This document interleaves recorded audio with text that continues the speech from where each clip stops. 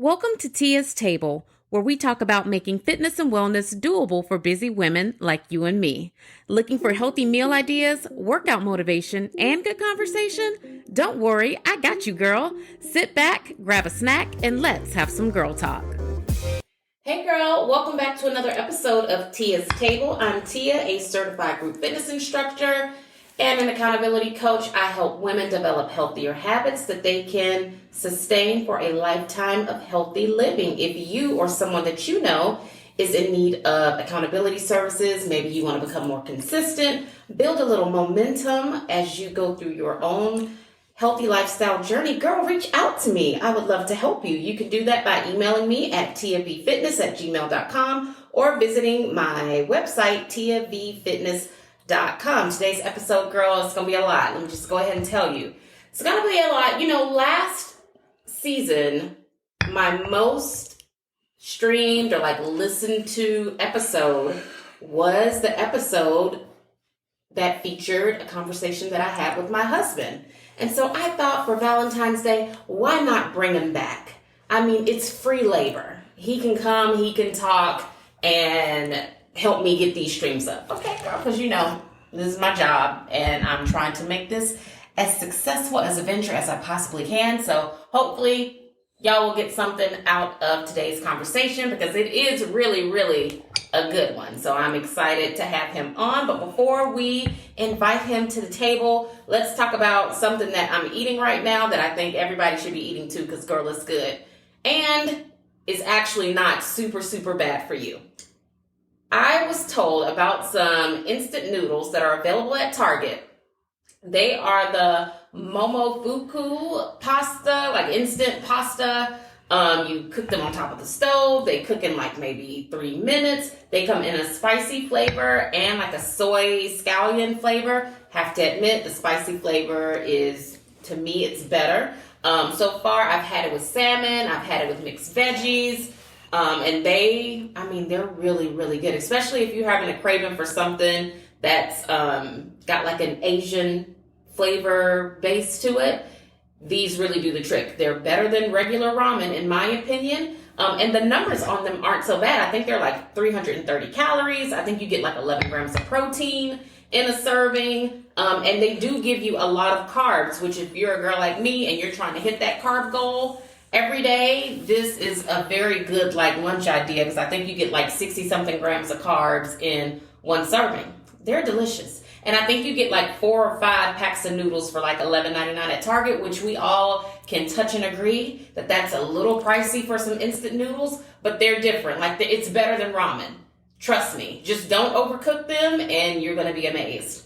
It's going to be your new favorite thing. And it gives you another reason to go to Target. And we're all looking for another reason to go to Target. So, let's get into today's conversation. Finally. Oh my gosh. I'm here. Let's give your people what they came for. They came to hear me speak. I am back. It took me 12 months to get back on the show. I've been trying to get on this show episode after episode, but I'm glad that the people have spoken. I am making my return back to the airways. Well, first of all, let's be clear. No one asked you to come back. I asked you to come back. After I saw the numbers, it was a good business decision to have you come back up here. So remember, this is my job. I wouldn't come to your job and act crazy. Numbers you come up here. Don't lie. Don't you come up here and act crazy because you know I don't edit this because that gives me something else to do. Okay. I don't want to edit I just want to jump into something and let your audience know. These little noodles she's talking about, she comes upstairs and our daughter loves noodles. And she said, don't tell Savannah how good the noodles are because Savannah's going to eat them. So I know this is what I want to talk about. You getting all the good food and we still eating the food that we getting from Walmart and whatever we getting from when you up there shopping at Target, getting all the good stuff. Okay, well, first of all, I don't go to Walmart. No shade to Walmart. I just don't go. It's a general rule. I shop at Walmart. The people shop at Walmart. And that's one of the ways that you and I are real different. I'm Target, you're Walmart. And the listeners can fill in the blanks. They know what that means. Okay? First of all, these noodles, I'm not sharing them because I bought them with the intent of having a lunch idea for myself when I'm home by myself, like right now. How normally I would be here by myself, you would not be home. Okay, I do live here. And, yeah. But I'm like, some days I need like an easy go-to lunch idea that I don't have to chop and like do the whole thing. And if I allow you guys to try these, you're going to like them. And then one day I'll go into the pantry thinking that I'm about to have pasta for lunch and y'all would have eaten all of my stuff. And now I'm at Chick-fil-A due to no fault of my own. Well, that's life. I mean, you got a family of 5. No. Sometimes I can buy things that are meant solely just for me. So let's get into today's, drink your coffee. Let's get into today's conversation, which is a conversation about self-image, the way you see yourself as a man in his 40s, and the way... Don't put my age out there, please. And the way you see, I guess, women, or the expectations that men have on women as women age. And vice versa. This might have been a bad topic for me to make my return to. See? Let's do it. Yeah, I'm like, you want to be on the team, but when I call you off the bench, you're not even ready. I'm a 6 man of the year. Oh, honey. I'm in the starting 5. Are you? Don't do that. Please. Okay. So, as a woman who just turned 39 last week, I feel like I'm at a place in my life where I'm trying to get into really good shape, because I feel like whatever I do when I'm 40, or like whatever standard or like routine I've set for myself in my early 40s, that's probably going to be it. Like if I haven't established a good workout routine or a good way of eating or any of that by the time I'm 40, it's probably going to be an uphill battle for me as I get into like my 50s or whatever, because at some point, I mean, I know women are going to go through, or as a woman, I'm going to go through menopause, and I don't want to have issues on top of issues. Tia, you look great. We're not talking about that right now, though. We're just talking about how, as you age, you can try to keep your self-image, your self-esteem intact. Or like, how do you do that? And what role does that play, like, in your relationships? So, as a man who is 41? You know how old I am. I don't know. Is it 41 or 42? I'm 40. It doesn't matter. Yes, it does matter. My age matters. How old am I? 41. What's that with your chest? Jesus Christ. I've been with you since I was 20 years old. Sometimes I forget because you act like such an old man. Don't do that. Listen. Don't you shame me. So, as someone who is 41, as a man who has entered into his 40s, how do you feel about aging? Like, how do men think about it? I know you can't speak for all men. Yes, I can. No, you can't. We all think the same. They don't want you to. We all think the same. I'm sure. Age is nothing but a number. And that is a completely different podcast episode. Oh, yeah. But how do you feel as a man in his 40s aging? I mean, I feel good. I'm confident in my skin. It's all about confidence. Yeah, no, but we're not talking. Well, yes, it is all about confidence. But how do you think about aging? Like, do you feel like you're having to put extra effort into what you look like? I mean, of course I can't do the things I used to do in my 20s. Like what? Are we going to go there? I mean, don't turn... People listen to this podcast in the car with their children. Well... So act like you know. Well, y'all know what I'm about to say. No, I mean, as far as working out... Oh, yeah. And how your body responds to food... Oh, I'm like an old Buick now. You know, if you got to crank up your car and turn it on before you can drive, you got to let it warm up for about 30 minutes so your heat and stuff and your defrosters can come on. That's how I am now in the gym. It takes me a while to get going. But when I get going, you know, and that's why. But you use pre-workout. Yeah, I do. But that pre-workout just to get me, you know, to the gym. It's different when you get in the gym. You got to hit that iron. But, you know, it takes me longer to get, you know, I used to go when I was a young man, go to the gym, in and out, run 3-4 miles before I even start my workout. But now I don't even like cardio anymore. It pains me just to walk upstairs. But that's just life. I mean, Father Time is undefeated. Okay, so do you feel like your body responds to food in the same way that it did Oh when you were yeah, younger? I used to love hot dogs, but now I eat a hot dog, I'm done for about 2-3 days. So no, my body, and then you should know this because I don't eat a lot of stuff. I eat the same things all the time, and that's because I just can't do it no more. I don't know how these people just go and eat fast food every day. I can't do it. Oh, but you do it. But Not do you anymore. Do you think it has made your body look different? I guess that's what I'm saying. Do you think your choices are showing up on you physically now as opposed to when you were younger? I don't have a 6-pack anymore, so that's all diet. Yeah. And I don't really care about a 6-pack that much to maintain it. I get my little 4-pack, and I'm happy with it. 4? Don't do that. Don't do that. Oh, we're going to be in Mexico soon. You know, and y'all going to see it. So, okay. 6 of them. Okay. I don't got a 6-pack no more, Ted. You just said you didn't. What it look like? You said you didn't. Okay. And I didn't disagree with you. Summer 2023. Stay tuned. I'm going to flood her social media with a 6-pack. And I want the viewers to say, man, he works out. Okay, so do you think that men make a big deal out of aging? Like, do you ever hear guys talking about... For women? No, for men. Like, do you nobody ever hear cares. men be it's like talking about losing their hair? Yeah, or gaining weight. I'm sensitive about my hair, and that's about the only thing I'm sensitive about. I wish I had hair. So that's the only thing guys talk about is losing their hair? Yeah, I mean, as long as you got money, nobody cares what you look like. And that's true, and that's what I wanted for to guys. For a guy, yes, and that is exactly what I wanted to talk about. So I'm glad. See, that's Don't hate the game. That's just the way it is. Okay, so then when men think about women, because I'm gonna talk about the point of view of a woman in a minute. But so when men think about women, what is a man's expectation with how a woman is supposed to age? Well, first of all, women are too hard on themselves as their age. I mean, ain't nobody perfect. Yes, but we're not talking about what you think women think. We're talking about what men think of women as they age. So what do you think?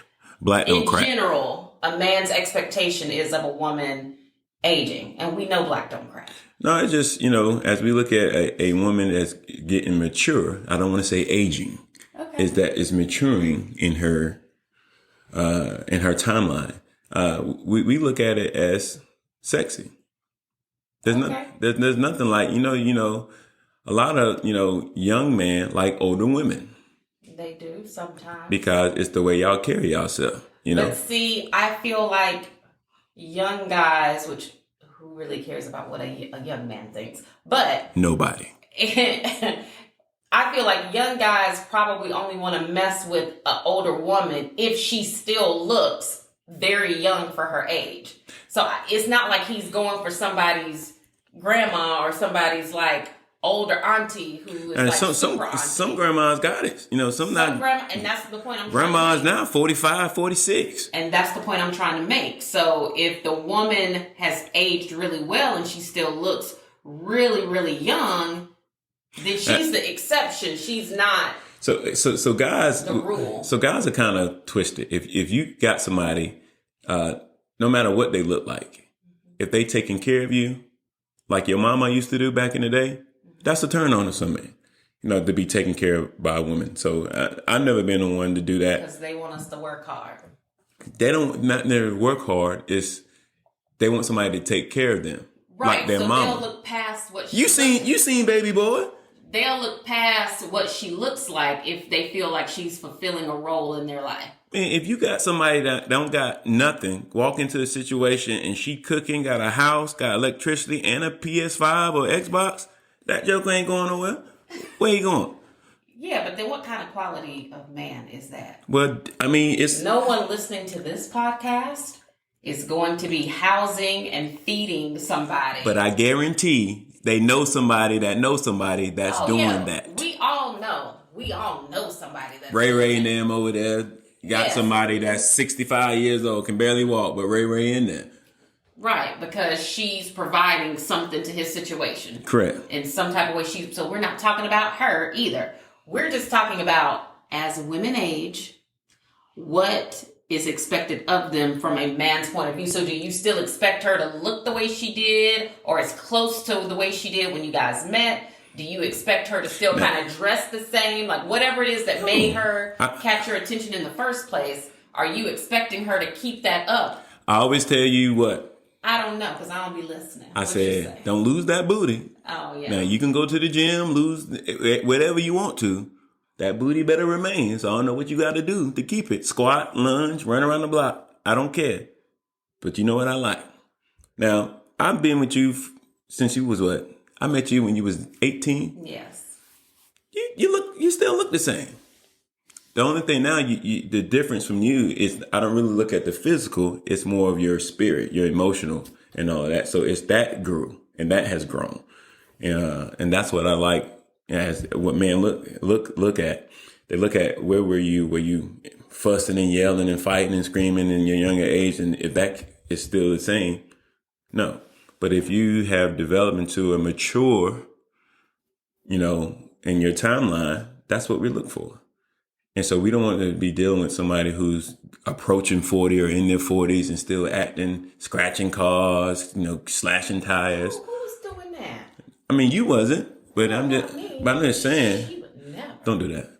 But, we don't look for that. That emotional distress, no, that's a headache. With me even thinking about it, it just made my head hurt. Right. So you're saying maybe the way that because beauty will fade over time. Yours hasn't. I'm only 39. Like a wine, fine wine, top shelf. I'm only 39. But I'm like, looks will change. Or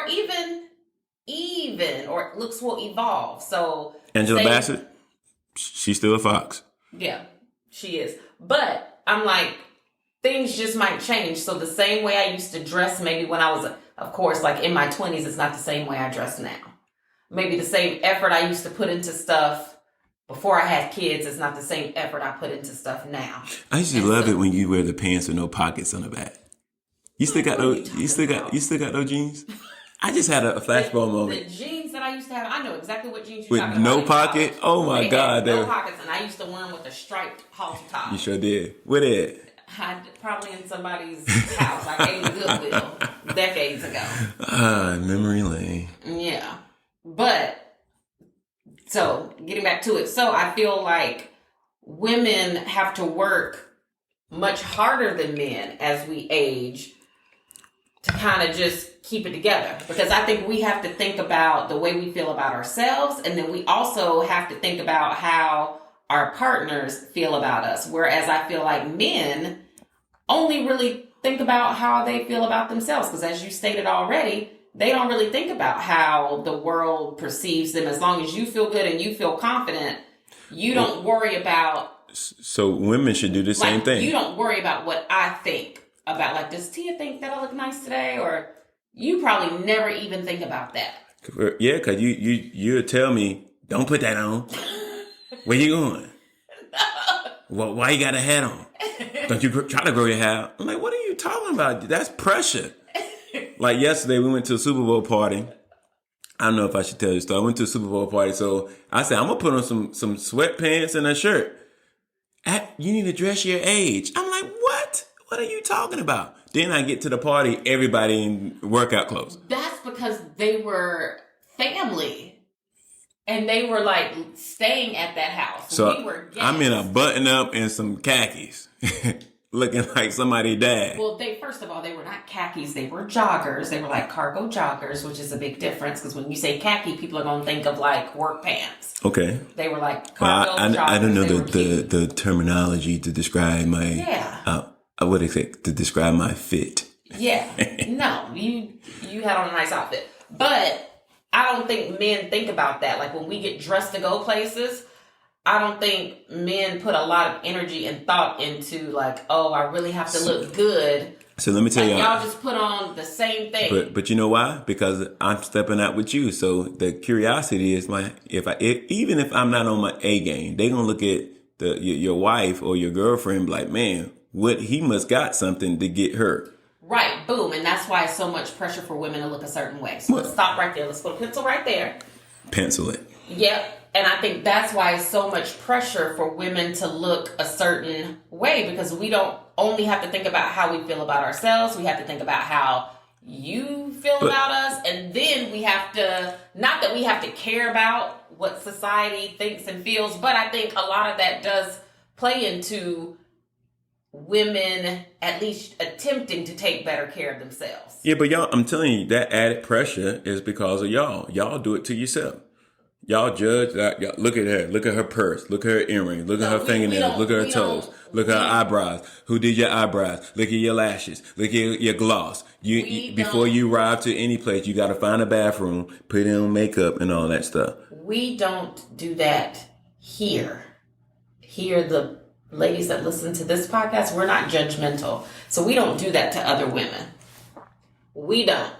So, okay, I got a question for y'all then. Since I'm pretty sure a lot of your people are on social media. Mm-hmm. You do it on social media when you scroll up. All y'all do. I mean, I think people look at social media, and we talk about that a lot on this podcast.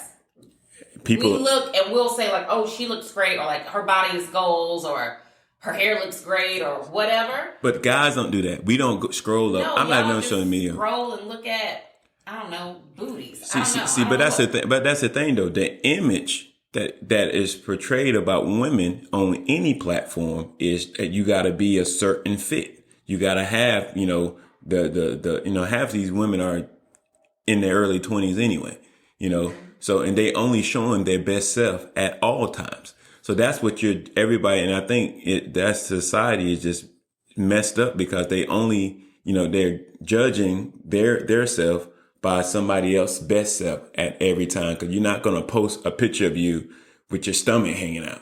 It's always going to be tight. It's going to be think about how much effort it goes into these pictures before you post. Right. Yeah. We all get that. We already know like the magic of social media and that people are only posting their best. I hate social media.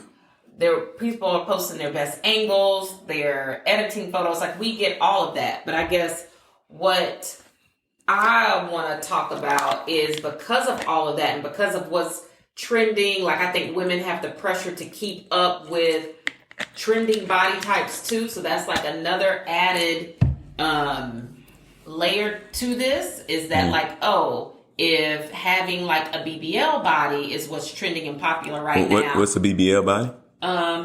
In this moment, I can't think of what BBL stands for, but it's that body type where it's like boobs, no waist, and a big booty. Like so many celebrities have. Coke bottle. To me, that's not like a Coke bottle body. It's literally a BBL. I learn something new every day. Yeah, but I'm like, when body types trend like that, I think that makes women feel like, now just when I was starting to get close to my goal of like starting to look like X, now this is what's popular. And I feel like that just adds, that's a lot of pressure for y'all. That is a lot of pressure. And then when you think about it too, I'm like, women have children. Mm-hmm. So your body is going to yo-yo and change if you decide to become a mother. Like, so that's another thing. Like, well, how fast is she going to lose that baby weight? Like, we're going to talk about Rihanna's Super Bowl performance in a little bit. But last night when she, did her performance, so many people, and even people were texting me during the show saying like, oh my gosh, do you think Rihanna is pregnant? And nobody wanted to be like, is she pregnant or is that just what she looks like? Was she pregnant? Yeah, I mean, yeah, she's confirmed that she's pregnant. But the thing is that if she wasn't, people were going to be like taken aback, even though that little baby she had, I don't think that baby is one yet. I mean, I don't know her baby, but I'm like, she just had a baby. So even if that was her body in this moment, like her body still performed at the Super Bowl and was on those things that had her dangling from the ceiling and like all of that. She did a lot. She did good though, right? Oh yeah, she did amazing. I mean, I thought she did amazing. I don't remember the halftime show. Yeah, I'm sure you don't. But I feel like things like that are what women are trying to avoid. Conversations like that. Like you don't ever want somebody to assume you're pregnant if you're not. So I got a question. So why do women put themselves through all of this trouble? Well, because you want to feel good about yourself. So do you want to feel good about yourself, or do you want the attention? Because if you're feeling good about yourself, it shouldn't matter what you look like. Because it's come from self-esteem. It comes from inside. If you just want, you trying to look a certain way, BBL, whatever you call it, for what?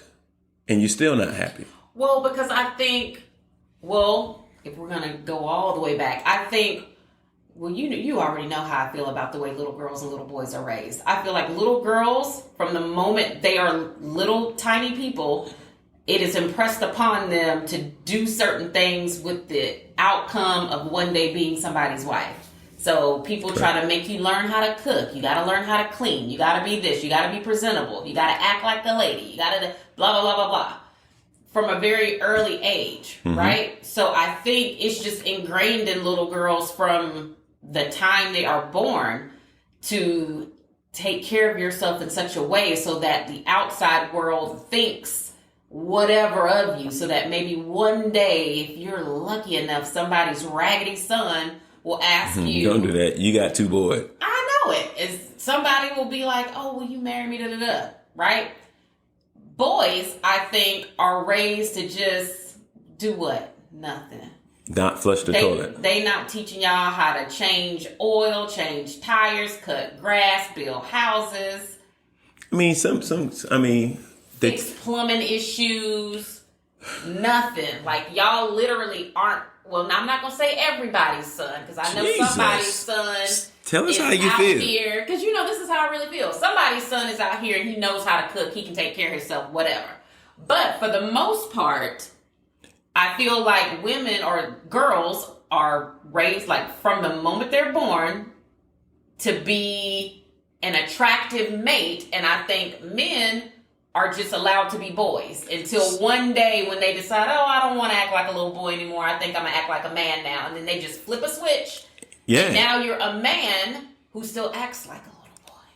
And then you go find you a cougar to take care of you. Perfect. And that's what a lot of them try to do. And that's the culture that we have established as a society. Yes. That's everywhere. It really is. And so I feel like men do get by with being able to do, like, the bare minimum. And because of that, they don't have to worry about aging. Like, men can get bald. Men can grow a beer belly. Men can just be out of shape altogether. Men can move slower. And she's not describing me. I'm talking about men in general. Men in general can age without anybody being like, have you seen so-and-so? It's a man's world. He done put on some weight. Who you saying that song? What is that? James Brown? James Brown. Is it? I think so. So I feel like that's one of the perks of being a man, is that you literally don't have to worry about all this stuff as long as you're a decent human being. So as long as you're, like, decent, ain't nobody gonna say nothing to you about you becoming less attractive as you age. But if you handle your business as a man, your job is to be a provider. That's your personal opinion. And take care of your family. Yeah. And all that you said, make sure you got lights on, food on the table. Your job is done. No, I didn't say that. I said, can you build a house? Ain't nobody building no house or shooting no deer. If a zombie apocalypse happened right now, do you have a rifle where you could go out here and shoot me some game and bring it back, pluck it, skin it, and then cook it? When the time comes, I'll make it happen. You'll figure it out. I'll figure it out. If that's the cards that I'm dealt, I'ma survive. Okay. That's what I do. I get it done. If y'all can see me now, I done stood up on the microphone. I'm looking a dead in the eye. I'll get it done. Okay, but don't you agree though? Don't you agree though that women aren't afforded that same luxury in life? Women have to know how to do all of these things and be able to do them all at the same time, and then on top of that, she gotta look good. Well, you shouldn't have told us to eat the fruit, Michael. Did nobody? No. You shouldn't have told us to bite the apple. No one told you to do Yeah, you did. No one told you. But to be fair, I feel like that is And back to what women have to deal with. So it's like you have to know how to do all these things, be able to do all of them well, and then on top of that, there's a level of expectation that, oh, and don't you dare ever not look your best, or don't you dare let aging have an effect on what you actually look like. And if there was a zombie apocalypse, I don't watch every episode of Walking Dead. You are stuck. Fear the Walking Dead. I've seen them all. Okay. So we're gonna survive. Okay. Rick Grimes. And that's fine. But do you agree with what I just said, yes or no? Kind of, sort of. What do you mean? Let's agree to disagree. About what? That, everybody's different. I can cook, but you just don't like when I cook. Yeah, Because no. I put Italian dressing on everything. Exactly. And So so doesn't I mean feel like the effort is not there. And that just goes back What? to, I feel like that goes back to men and how y'all are allowed to just No. be great. So see, when a woman is taught to cook, she's taught about seasonings, do this, clean the chicken, da-da-da-da-da, clean up while you're cooking. Like, it's ingrained in us, the proper way to do literally every single thing, and don't you dare skip a step. Men, if you make something and you slather all of it in Italian dressing, somebody's just going to applaud you because they're going to say, oh, well, he tried. It'd be good, though. No, it's not. Don't do and that. that's the thing. Savannah Little eats my boys food. get praised for doing mediocre things. And so when you become a grown-up, you don't know that everything being cooked in Italian dressing is gross. You got some deep-rooted issues about the Italian dressing. Well, I think it's nasty. I think it's gross. Is that why you don't let me cook no more? That is exactly why you don't get to cook, because you're going to put Italian dressing on everything. Don't tell my secret to people. And it's going to be because it works. nasty. It's going to be marinade.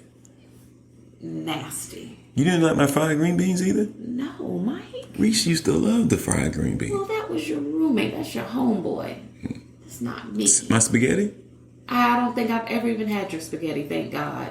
Yeah, my mama told me, I like your spaghetti though. Yes. But she told me don't eat everybody's spaghetti. Well, you ate my spaghetti and look what happened. And I fell in love with you. There you go. Yeah. All right.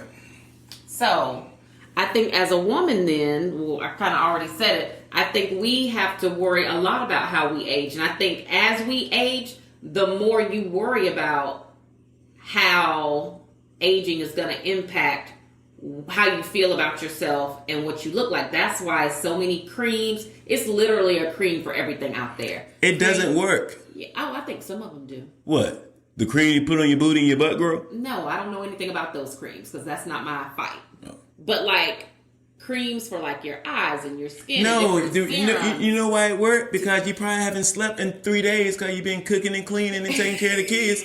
You finally got some rest. You put the cream on, your bags went away. So that's why it works. So for all you viewers out there, stop wasting your money buying the special creams. Just go to sleep. No, she might really need under eye cream. No, that mess don't work. I feel like some of it has like things in it, and it really does make a difference. Okay. Because I can tell. Like, we will agree to disagree. And that's fine. But I know when I'm practicing my skincare routine the way that I'm supposed to, I notice a difference in my skin. My skin looks better. It looks more even. It looks more youthful. It has got a glow to it. Well, how about they drink some water? They probably they probably drinking maybe 2 cups of water a day and wonder why their skin dry. Everybody. No, baby, that's not cream. That your fluid intake is down. Increase it. She's drinking water. Let's assume this woman is doing all of the stuff she's supposed to do. Okay. And so she needs the skincare. She needs the creams. Okay. But how do you think that impacts people's relationships then? Like, let's say if a woman, okay, you can use me as an example. Will do. Well, when we met, first of all, I was young, right? Oh, yeah. And that was at a time in my life where I used to wear high-heeled shoes But everywhere. first of all, don't make me out to be something. Now, I thought you was somebody's mama when I first met you. Yeah, I know. When you first met me, you thought that I was... You was walking with some little baby, and I was like, older. oh, that's somebody's mama. I'm about to get that. Not because I looked old. It was just the way I carried myself. It was your presence. Yeah. And I said, there go my wife right there, y'all. Watch this. It was giving respect. So, when you first met me or when we were younger, that was a time in my life where I dressed up all the time. Like I wore... And you still dress up all the time, too? No, I don't. Now it's just workout clothes. Yes, workout clothes every day. But when we were in college, I definitely always tried to look... I used to love really nice. Those heels. They was like printed, kind of like I think they had orange in it. Mm-hmm. Where those at? I don't have them. Those were... we talking about the early 2000s. I don't have none of that stuff no more. But those were some orange high-heeled shoes that had like a jersey dress print on them. Mm-hmm. Like it was like a jersey design or something. I know exactly. And I used to wear them with the orange button up. Mm-hmm. You could not tell me that I wasn't cute. Here you go. But I used to dress like that almost every day. Why did you? I don't know why I wore high-heeled shoes, but I used to wear Remember, it was a time in my life where I never had sneakers. I don't understand how that even happened. I don't know, but there was a time in my life where I did not own a pair of sneakers. And now I can't put you in a pair of heels. And now you're only going to get heels if we going somewhere. I might get heels tomorrow night. It's Valentine's Day. We don't celebrate Valentine's Day. We sure don't, because when them flowers, I went and get you some flowers, $50. I said these things were $19 last week. The same flowers that you normally buy me for like no reason at all, they double the price. Well, you're not getting no flowers tomorrow. And I don't want You'll get some flowers on the 15th. They can keep them. Yep, on the 15th. Give them to me on the 15th when Kroger marks them down to $6 a dozen. I'm telling y'all, guys, listen to me. Don't go out there and spend all your money on these flowers. Their wife might want. You tell them on February the 15th, you bring them all the flowers they want when they go half and 30% off. If she gets it on the 15th, she'll think that somebody else got them on the 14th. But trust me, ain't nobody said, okay, this is the guy code I'm about to put y'all on game. Guys are going to break up with you the day after Thanksgiving, and then they're going to come back to you the day after Valentine's Day. Because one, they don't want to be with you during New Year's because they want to party with the boys. And then they're going to stay single because they don't want to have nothing to do with y'all for Valentine's Day. Now watch, if you were single waiting for something, they're going to come back this week, but it's going to be after Valentine's Day. That's a little nugget for y'all. Put that in your toolbox. I think the people listening to this already knew about that. Okay, well, for the other viewers because you know your number's about to go through the roof when you done me, they're like, this man is spitting facts. Okay. Now, this is the bro code that I'm actually told y'all. I give y'all little, bits and pieces every now and then. Those are jewels. If I had a mic, I'd drop it right now. So do you think that, like, if the way I looked, if it changed dramatically, would that have an impact on our relationship? So I woke up one morning and I rolled over. Not as it relates to weight, because I don't want people to come for you, because I don't want to have to come for somebody.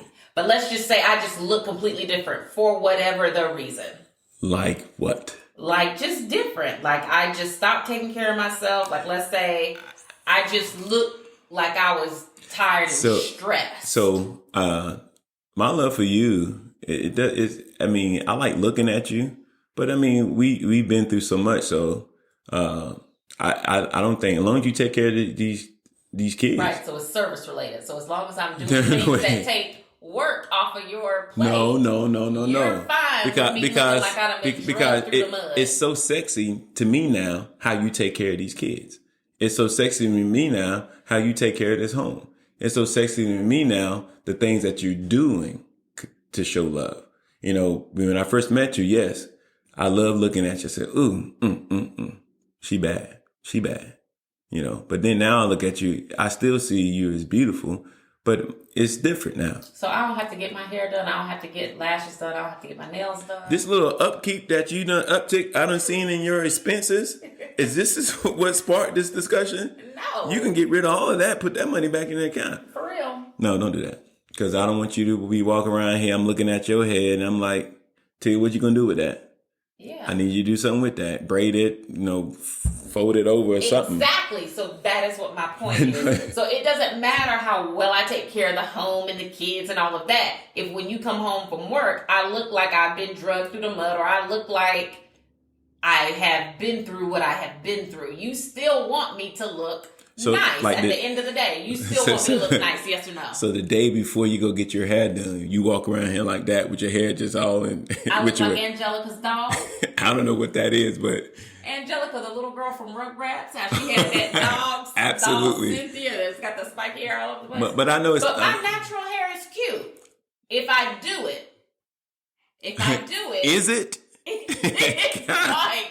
Savannah's natural hair is cute. They are not going to like you for saying that. What? What do you mean Savannah's natural hair is cute but mine is not? No, because you're doing Savannah hair when she about to get it done. And that's what I was about to say. Yes, you got a style, you trim it, whatever. But when I see you with your hair, because I take out your braids. It's just Frederick Douglass. It's Frederick Douglass. And then I'm like, woo. I said, let's put that in a scarf. Let's get this. I mean, you're scaring the kids. Moses looked at me and was like, who is that? That's your mama. Go give her a hug. They will ask me. They'll say, oh, you did your hair different. But they're little boys, so they'll be like, so they see the beauty in me. Yeah, they do. So what you just said is that... Don't put words in my mouth, too. When my natural hair is out... I like your natural hair, because we went to that phase when you went bald-headed in Texas. When that little girl said, hey, Mom, that lady doesn't have any hair. She did. And I was like, little girl, mind your own business. Yeah. But I liked it then. It was different, and I supported you. Because you've been through a lot of hairstyles. I sure have. You've been through I've literally had every hairstyle. You have. And I go through one fade of my hair, and I get ridiculed. No one ridicules. Yes, I do. Actually, I tell you all the time that you look so handsome with your bald head. When I try to grow my natural hair out, you say what? I say don't do that. You said don't do that because you can't stand beside me with your hair looking like George Jefferson. I don't want to stand by George Jefferson. See how if you I do? wanted to stand by George Jefferson, I would go find an old man. But I'm the same man. Yes, you're the same man. But yes, I'm the same man. That's the oxymoron. You're the same man on the inside. But my gosh, if we're going out on a date or something like that, I'm like, yeah, bro, go handle that. But it shouldn't matter if you love me. It matters to me. That's not right. So if a lot of things aren't right. So if I say, and this is so your viewers can hear this, you hear what Tia is saying. You don't like my Frederick Douglass. I don't like your George Jefferson. Wow.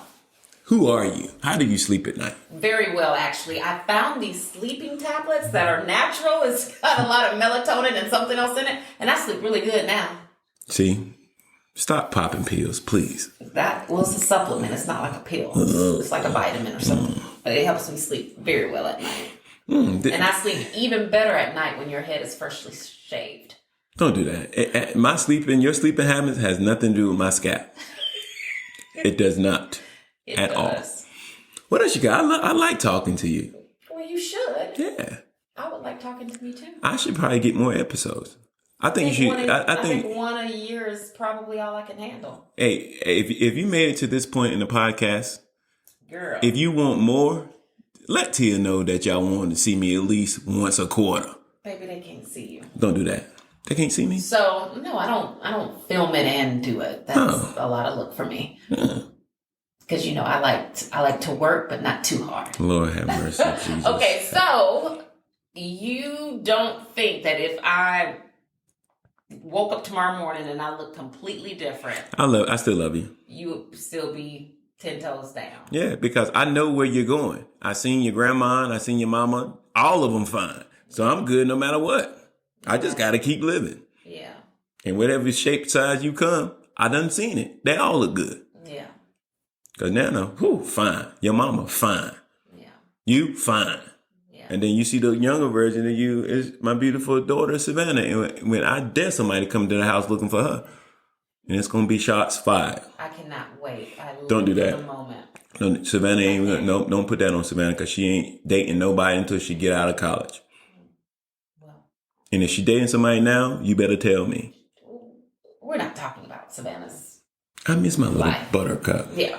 Okay, so I think we covered a lot. Is there anything else you want to say about? Tell me, this is it? It's over? No, not the show, just this one segment. No, I just say, women, y'all look good. Mm-hmm. Love yourself before you can expect. With any hairstyle. Even with the Frederick Douglass. Love yourself let me tell with you the something. Frederick Douglass. Sometimes when I take my braids out and I wash my hair and I blow it out, my afro really do be popping. The only reason I don't wear it out like that is because it's a lot to keep it. See, the thing, my natural hair fight is the fact that my hair will look like one thing when I'm in my bathroom and I've done it. And by the time I run half of my errands, my hair looks like something completely different. Keep your hair braided or laid down. Yeah, I like it braided. I like it braided too. I think Savannah likes it too. Yeah, she likes wearing Because braids. I swear y'all look like twins. Yeah, we do. I like it. No Frederick Douglass. He was a good man, but no. His look, I don't need to borrow his. And then sometimes I think I look like Prince. And I always joke and tell you that. You do look like Prince. I'm a dress up like Prince for Halloween one year. I'm going to get me a purple suit. You can pull it off. And I'm going to pull it off. Like, yeah, make sure you have the hairnet and get you a good top. Some tight rollers. I'm going to do a roller set on my hair. Just pick it out. You will do it. And I'm going to be a fire Prince for Halloween. Could you be? Wait a minute. Don't do that. I think. What? That used to be my ringtone in college at one point. Oh, here you go. I thought you done threw all that away. Well, no. Yeah, I mean, you can't throw away the memories, but I think that was my ringtone in college at one point. And I can't remember. The good old college years. Oh, yes. That's an episode in itself. That's a whole podcast. You know what we should do? We should go back and interview everybody from college. Everyone? Would you like to do that? No. Your friends. All two of them. All two of them. And they're still my 10 toes down my girlfriends now. They are. Mm-hmm. You had a great college career. Did I? Yeah, you were good. You went in with a bestie and you left with the same bestie. That's unheard of. That's unheard of. We were roommates. We actually lived together. And y'all are still friends. I don't even see how that's even possible. Because normally you go to college and you separate. That's because we're equally yoked, I think. Yeah, y'all good. Yeah. Yeah. Yeah. Is there anything else you want to say?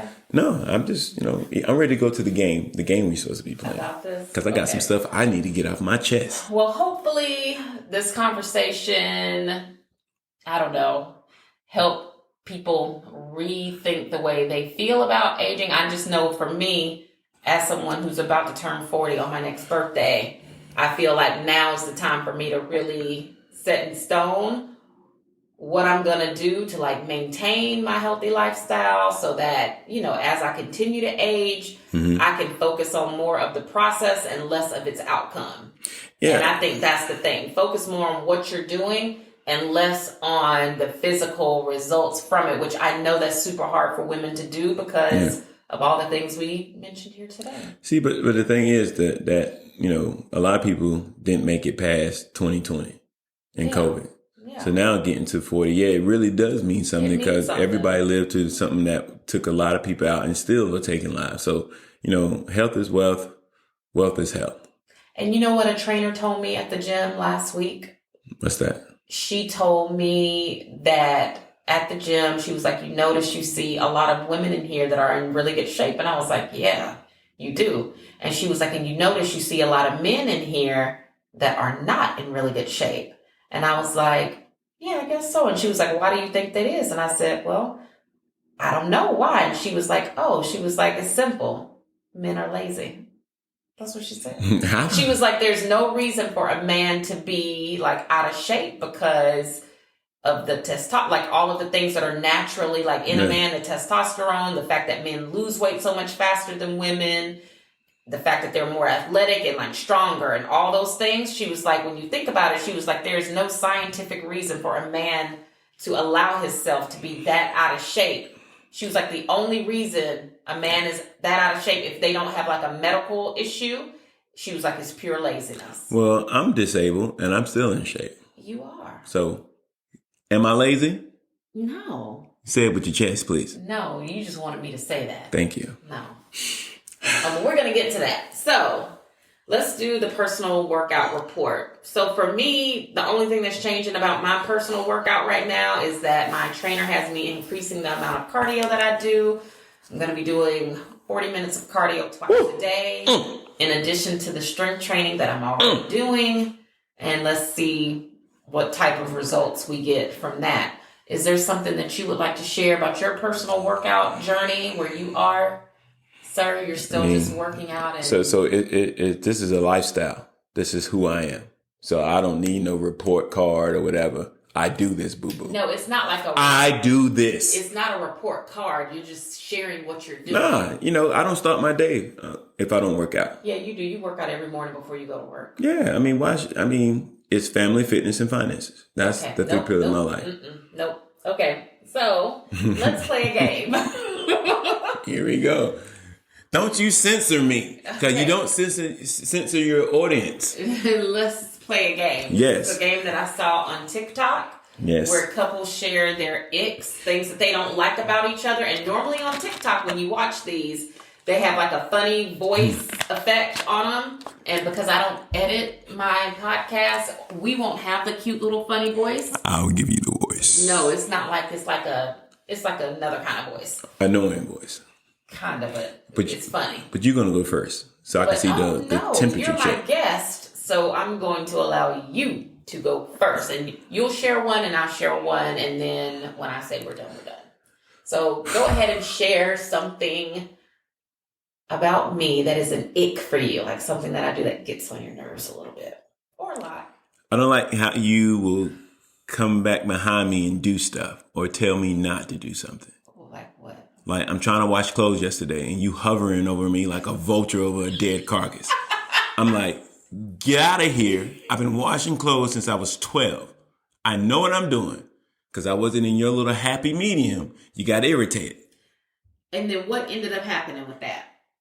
What you were trying to wash, what happened? It was already clean. Then you made me change my clothes because I couldn't wear what I wanted to wear. That's what I was looking for. You made me put on that hideous outfit. So what was about to happen is you were about to start a load of clothes that you didn't even need. So you were about to mess up my laundry rhythm when you didn't even have to. Because what you were looking for was already clean and in the closet. So the nature of this game is I tell you something that I don't like. Myself, and you're going to be able to defend yourself too.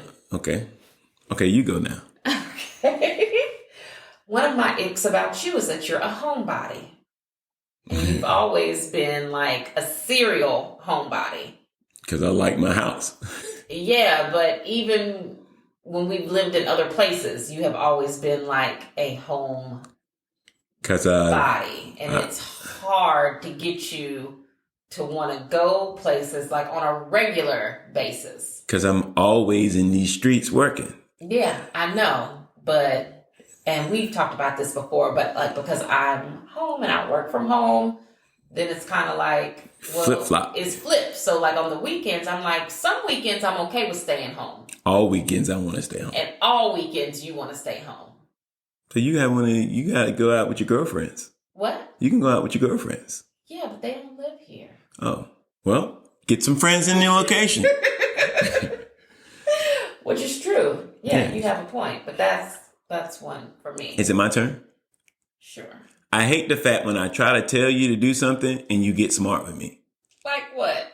I walk in. I'm about to get smart with you now. So I walk in the house and you like, oh, you home early. I live here.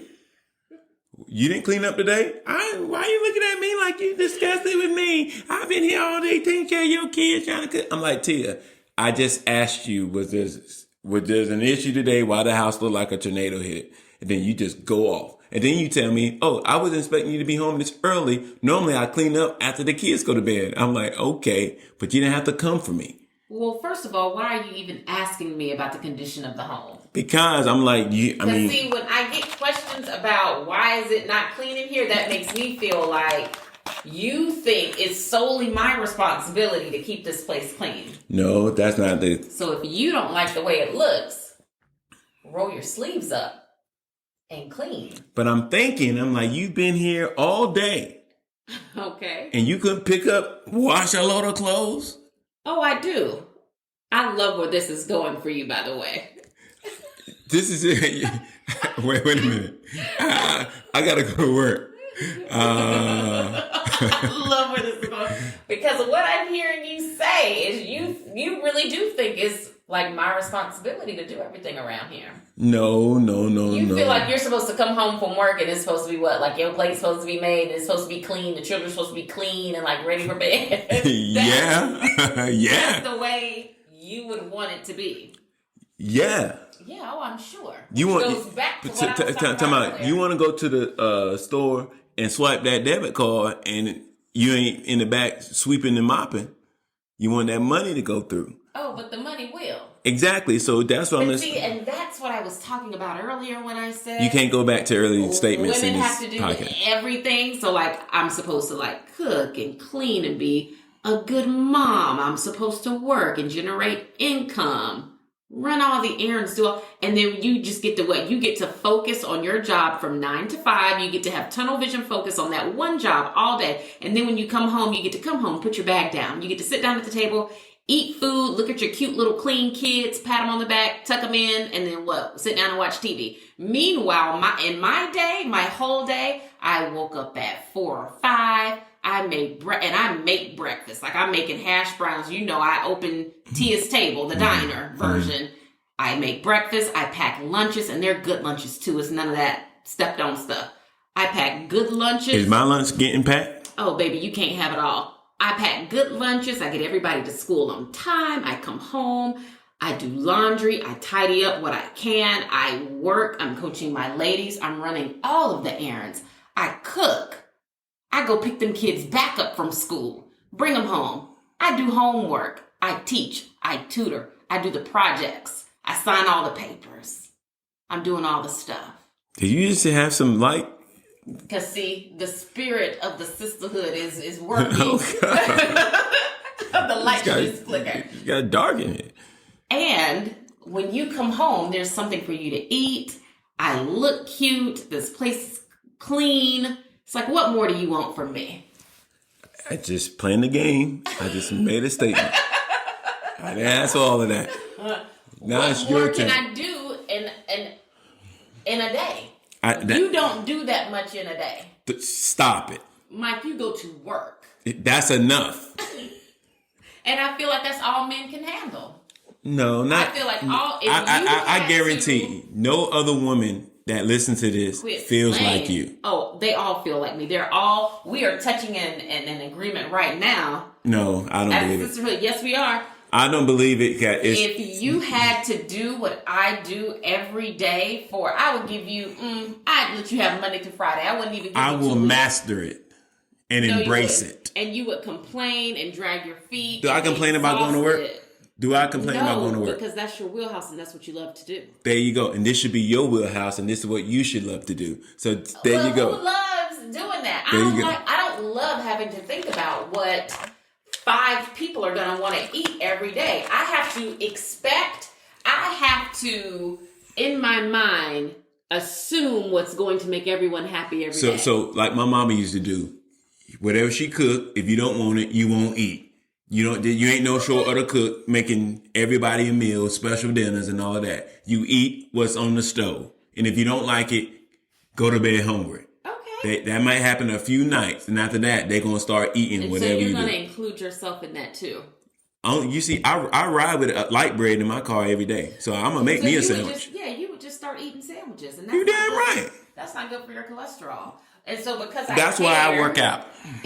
But no, that's not how that works. But because I care, I, try to. So you gotta own. You have to own that spirit. This place is so amazing that people want to come visit. They want to be at Tia's Bed and Breakfast. You damn right, because it's good. Because it is. I want to be at Tia's Bed and Breakfast. Well, you can't have it all. Okay, you're a go. Okay, my go. I just wanted to know, when you say something about me, there's not a lot of dialogue. But when I say something about you, it's a Tia discussion. It's a Tia's table. God, no. Yes, well, my ick about you. And you wrote this stuff down? I have to, because I do an outline for every show. This notebook, you can go back and look at. I'm going to burn that notebook. Every episode I've ever recorded. Bonfire. So that I don't record the same topic too close together. Anyway. Okay. One of my icks about you is that you talk about work All the time. All the time. So do you. No, I don't. You talking about the things that you're doing, this house, the kids, the car, all the stuff. That's your work that you talk about. Mm. Thank you. You see how I answer the questions? It's out of love. Talking about family things, but that's your work. You see it as my work. That's not my work. That's me being a responsible mother and wife. And so, and that's me being a responsible husband and father, providing. It's gonna be a real. Why are you pointing at me? It's gonna be a real. That Charlotte coming out, that Mecklenburg County, Bettisford Road. It's gonna be a real part 2 to this off the podcast. So you think that is my work? So you talk about your work. Because if I don't talk, I talk about my work. But then if I start talking about your work, that's what you want to do. But it's not my work. It's all about you. No, okay. Coaching women is what I do for work. Teaching fitness classes is what I do for work. Writing newsletters is what I do for work. Recording this podcast is what I do for work. Doing laundry, cooking and cleaning, and all that other extra stuff I be having to do for y'all, that's not my job. It's not work. Okay. But see, somewhere in your coming up, someone made you think that, and I don't want to put words in your mouth, that is a woman's place. Or no, I think you think that because you go to a job located outside of this house every day, that you don't have to be bothered with the daily business of running this house because you're somewhere punching a clock from 9 to 5. I don't punch a clock. I knew that was going to grind your gears.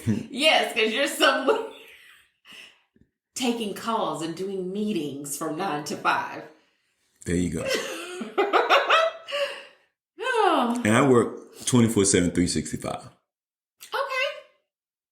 Okay. But yeah, and so do I. I actually don't get days off. But you gotta understand, when I talk about my work, just like you talking about your day, that it's the same thing. No. It's different. If you ask me how my day went and I say, oh, such and such and such is going, that's where it stops. Let's be honest. If we're out on a date night, I don't be bringing up work.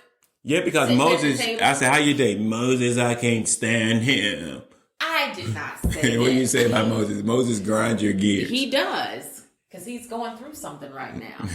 What is it? I don't know. It's like the terrible sevens. I don't know. He's 7. What more can he go through? I don't know, but I feel like you talk about work a lot. I mean, because it's... You go to the meeting, and then you tell me all about the meeting. And I'm like, I don't work there. Oh, my God. I don't. Okay, it's simple for me. I won't talk about work no more. And then no, this is what she do. Then when I come home and don't say nothing, you ask me, what's wrong with you? What's wrong? Beyonce tickets. My head hurt. I had a rough day at work. What's wrong with you? What's wrong with you? What's wrong with you? I ain't seen you in 2 days. Beyonce don't have nothing to do with this. And if Beyonce, if you're listening to this, you better bring it come August. She don't have nothing to do with this.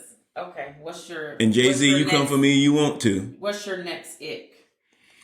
No, that was you. Yeah, I just said you talk about work, so what's your next one? Oh, my next thing that I don't like, something about you. Mm-hmm. This is going to be a tough one, and I know it's going to be cause the thing. I don't like the way you handle Moses. Moses is a very caring person, but you don't really... He's sweet, yeah. Yeah, it's like... But he's also going through a phase right now where he is misbehaving a lot. And see, okay, and this is a part of being home, is that when you're around it all the time, I don't have the same level of patience and tolerance for it as maybe you do. Because I'm with him all the time. He was great yesterday. Yeah, On Saturday, it was like the best ever. And I got 2 of them ready and out the door in record time. Everybody has a good day every now and again. Yeah, but it's like...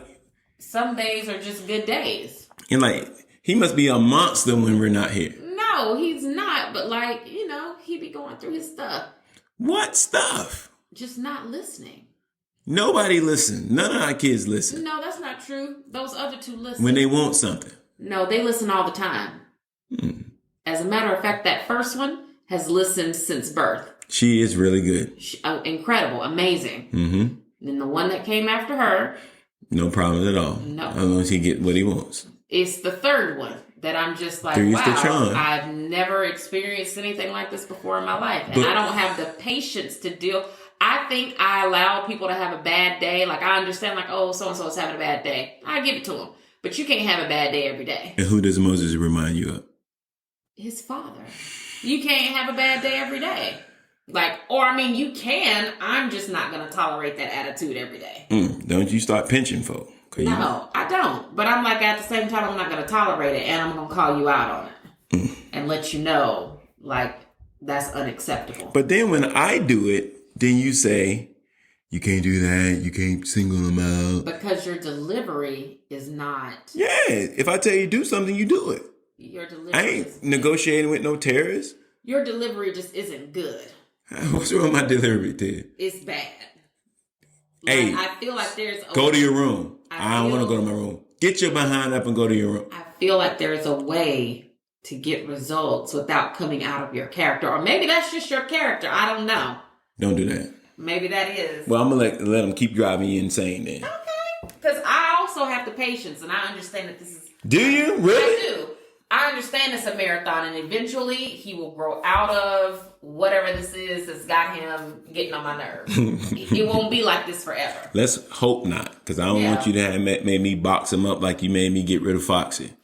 No one made you get rid of Foxy. Yeah, Foxy was the dog I had before I had our first child.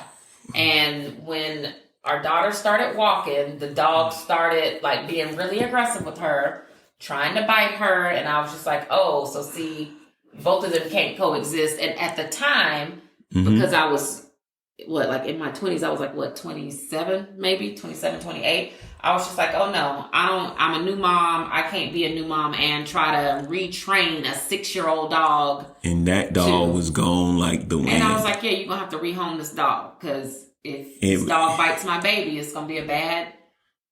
I have no regrets. And Foxy was a good dog. That's what you keep forgetting. I'm a thug mom and a thug wife. Thug baby. I don't Okay, care. could you have one more? You're not getting off on the... one more. Make it a good one. Because I see your list is like 8 things over there. And I clearly said it was supposed to be 3. That's 3. That's a whole nother segment. This is, I don't know if this is a good one. But... It's hard to find something bad about me, huh? No. Don't do that. I could have done a whole episode full of it. Wow. I could have. But you are so messy and you have no regard whatsoever for organization. You will literally open the drawer and get toothpaste out or whatever and not close drawers behind you. You don't close cabinet doors. I have a disability. That has nothing to do with you closing drawers and cabinets behind you. Yes, I have a short-term memory loss. Michael, who said that? I'm pretty sure it's in my paperwork somewhere. Well, you're going to have to show it to me. I definitely will. Well, first of all, HIPAA, I don't have to show you anything. Let's just get that clear. That's my medical stuff. By me just sharing it with your viewers, I'm trying to show them that sometimes your husband go through stuff and we don't tell y'all everything. Okay, well, you're messy. You have no regard for organization. And on top of that, you could literally live with things being a certain way for a long time, I think, before you ever would address it. So, you could live with, stuff being messy and chaotic for a long time before I hang up all my clothes. You hang up tidy up my side of the closet. Michael, no, you don't. If you go in that closet right now, all your drawers are open. Because I have a disability. No, and stop doing that because that's mocking people with actual... I'm telling you... that impede on their ability to do stuff. But think about it, I've been like that my entire life. Been like what? I forget stuff. I check stuff 3-4 times. There's something wrong with me. Yeah, no, and I get that. Yes, I know that you have that some type of compulsive situation. Yes, I get that. But what I don't get is if that is the case, then why aren't you more tidy? Because I leave it open to remind myself Because I've already been there. I had those same things that I was struggling with, you would think I would be hyper organized so that I would always know where things were, where I could find things. I just wouldn't. I do certain things, so if I leave the drawer open, that lets me know I've already did that. That's why I do it. When you come in and close all the drawers after me, I get confused. Okay. So that's why I leave them open until I finally get dressed, and then I go back and close them up. It's messy. And then that makes me feel like it really doesn't matter how much effort I put into trying to keep this place organized and clean, because y'all aren't going to honor it. Y'all are just going to act like you don't see bins and labels and like things like that. And you're just going to, I don't know, live your lives in a way that drives me absolutely insane. But that's not the case. We're not trying to drive you insane. Yes, because we're trying to drive you crazy. I like order. Do you? I do. I like for things to be where they're supposed to be. Okay, I can see that. So that I can find them. And it's not messy. And y'all just don't live by that same creed. I got one more I want to add to the discussion. Washing of clothes.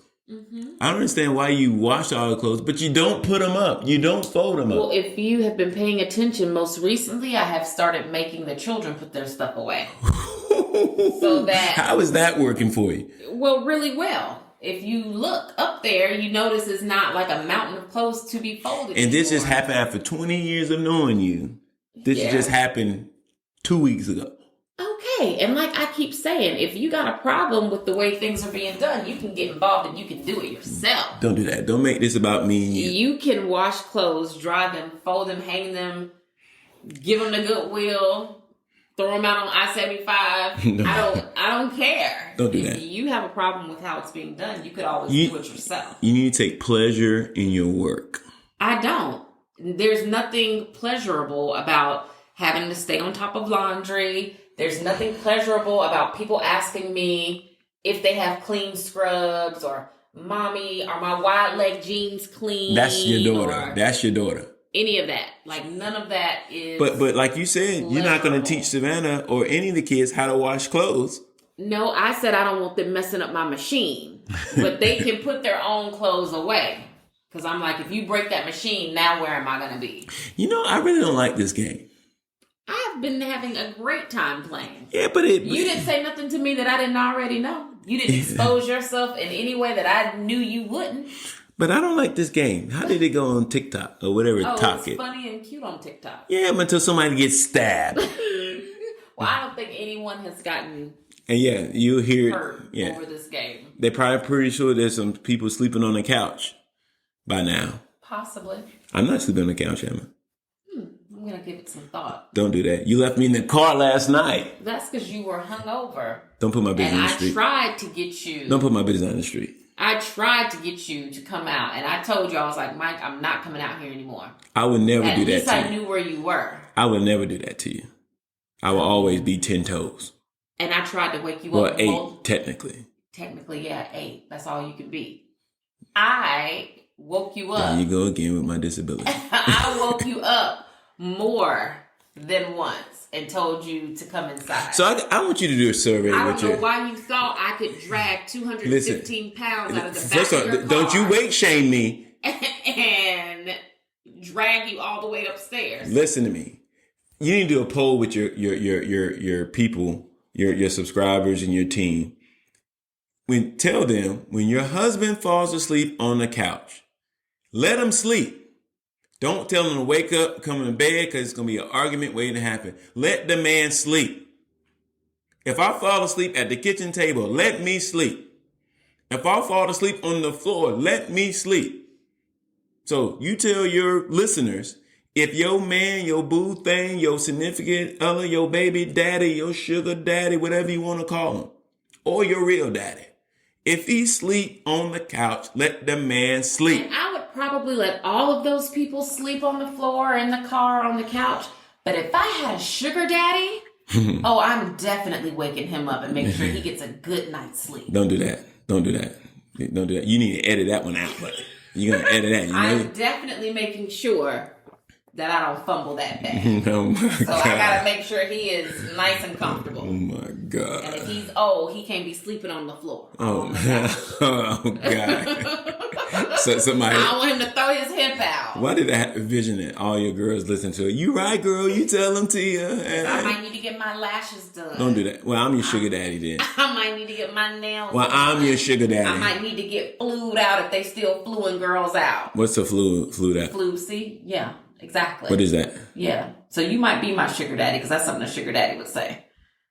But no, not really. What's a flu? Because see, COVID a flu? sugar daddy wouldn't care about me doing all of this meaningless housework. They wouldn't be asking me about what happened today when they stepped into the kitchen. Yeah, they would. A sugar daddy would be trying to rescue me from all of that. No, they're not. He would be like, girl, this housework is beneath you. And I would be like, you know what, daddy, you right. Well, where he at then? I don't know. Go get him. I don't know where he at. He looking for me. And tell him I'm trying to find somebody to put that shutter back on the thing that I ain't climbing up there. No, see, but that's the... Well, don't do that. That's the kind of man that know how to build. That's the man you need to look at building houses. So he can put the shutter back on. No, don't do that. Don't do that. And then you're going to call me out and put it right by the back door so I can see it every time I walk in here. Yeah, because I'm just shameful. I'm like, that's... That sneak dissing is what we call it in the street. I'm like, that's a man issue. Don't do that. I'll fix it. I'll get up there this weekend and fix it. You can, and I know exactly what window you can. I'm not crawling out no damn window to put nothing up there. I gotta get a ladder. That's the first order of business. I gotta find a ladder and climb up there. Home Depot, I'm sure has. I don't like going to Home Depot, man. I'm not built for that. Okay, hardware. I think the cat is out of the bag. I'm not a handyman, folks. Exactly. Don't do that. But I got the tools, and I can lay some. Don't do that. Okay? Hey. Don't do that. Is the game over? I don't want to play no more games. Because I'm all business. Really? Since when? Since you met me. Oh. Everything I told you I was going to do, I accomplished. Did I not? Mm-hmm. Thank you. Yeah. Give me my flowers. Give me my flowers. Valentine's Day. Give me my flowers. That's why your traditional... Get it right. Ways of thinking that get on my nerves, while those things bother me, the other side to you is I'm like, well, part of that is that if he tell you he gonna do something, he do it. Yeah. Yeah. And I don't say a lot of things. That I'm gonna do a lot of stuff. Oh, you say a lot. No, not necessary. I do it not about this house. I'm going to finish the basement. I'm going to make you a gym. That's on the works. But I'm going to put me on my basketball goal for the kids in the backyard, full court. Them kids didn't ask for that. But, Moses is good. But I think it's good for the family. Okay. So we can go outside and shoot hoops. Okay. And then I'm going to put some privacy trees up on the side of it. And we're going to get it done. Mm-hmm. And it's going to be a cold summer. No. My summer is going to be hot, actually. Okay. So let's get into some of the more random yet relatable things that I just want to chat with everybody about. My summer is going to be hot. I mean, you're in Georgia. It's supposed to be hot. Mm-mm. So what's you doing that I don't know that you're doing this summer? Well, first of all, going places, doing things. Where you going? We're going to talk about some of those things in a second. First, I wanted to share with everybody that I watched a movie on Amazon Prime called I Want You Back. It was super cute. It was super funny. I think everybody should watch it. And I think they'll enjoy it. Watch it by yourself. Don't grab your husband or boyfriend to watch that mess. Comedy. Nobody got time to watch that. It's Black History Month. Go watch Black Panther. And that was just okay. Wakanda Forever was just okay. They do a documentary on some black folk. That's besides the point. The movie was really cute, and I think everybody should watch it. Last night, Rihanna performed at the Super Bowl. I thought her performance was great. I thought she sounded great. I thought she looked great. Ella. I thought her stage. I remember she had on red. Her floating cloud thing was really cool. She had on red, right? She had on red. She looked beautiful. Her baby bump is so cute. Here you go. You want to have a baby now? No, absolutely not. I just want to make sure we're on the same page. Pay me to have another baby. Yeah, you could. No, you really couldn't. Have another Moses? Absolutely not. I definitely agree with that. No, Savannah, maybe. Savannah was great. Not even. Maybe a Foxy? Nope. I wouldn't even buy a goldfish. You can talk about that little sleazy show you've been watching on Netflix with the little boy that was running around with the town with the white girls and he proposed to the black girl and he got caught? I don't even know what you're talking about. What's the name of the show? It was Harlem? That's Harlem. We talked about that last episode. So that lets me know you have No, not Harlem. It's the people that they was dating like marriage. They get married, then they date for a year, then they got to come back and get remarried. And the African guy was up there. Oh, Netflix. You're talking about Love is Blind. Yeah. Yeah, where SK... Oh, you know him now. Yeah, SK and Raven, that's who you're talking about. What did your audience say about that? Oh, I don't know. I don't know if we even talked about... I think we talked about Love is Blind when it first came out. The newest episodes of that show it's another season? 1 year later. It's like the After the Altar, where they kind of follow and share what the couples have been up to since they got married. But everybody knows what happened with that because it played out on social media. So that was not a part of my notes. But back to Rihanna. She looked great. She did. I thought her performance was great. I feel like some of the stuff that I read on social media about her not dancing as much or the song selections and all of that, I really don't understand that because I feel like that's not even who Rihanna is. Like Rihanna is an island girl, so she'll give you a good wind, but she's never been a girl that does heavy choreography. She has a whole baby inside her. And she has a whole baby inside of her, so maybe she just didn't want to be up there doing the most. Yeah.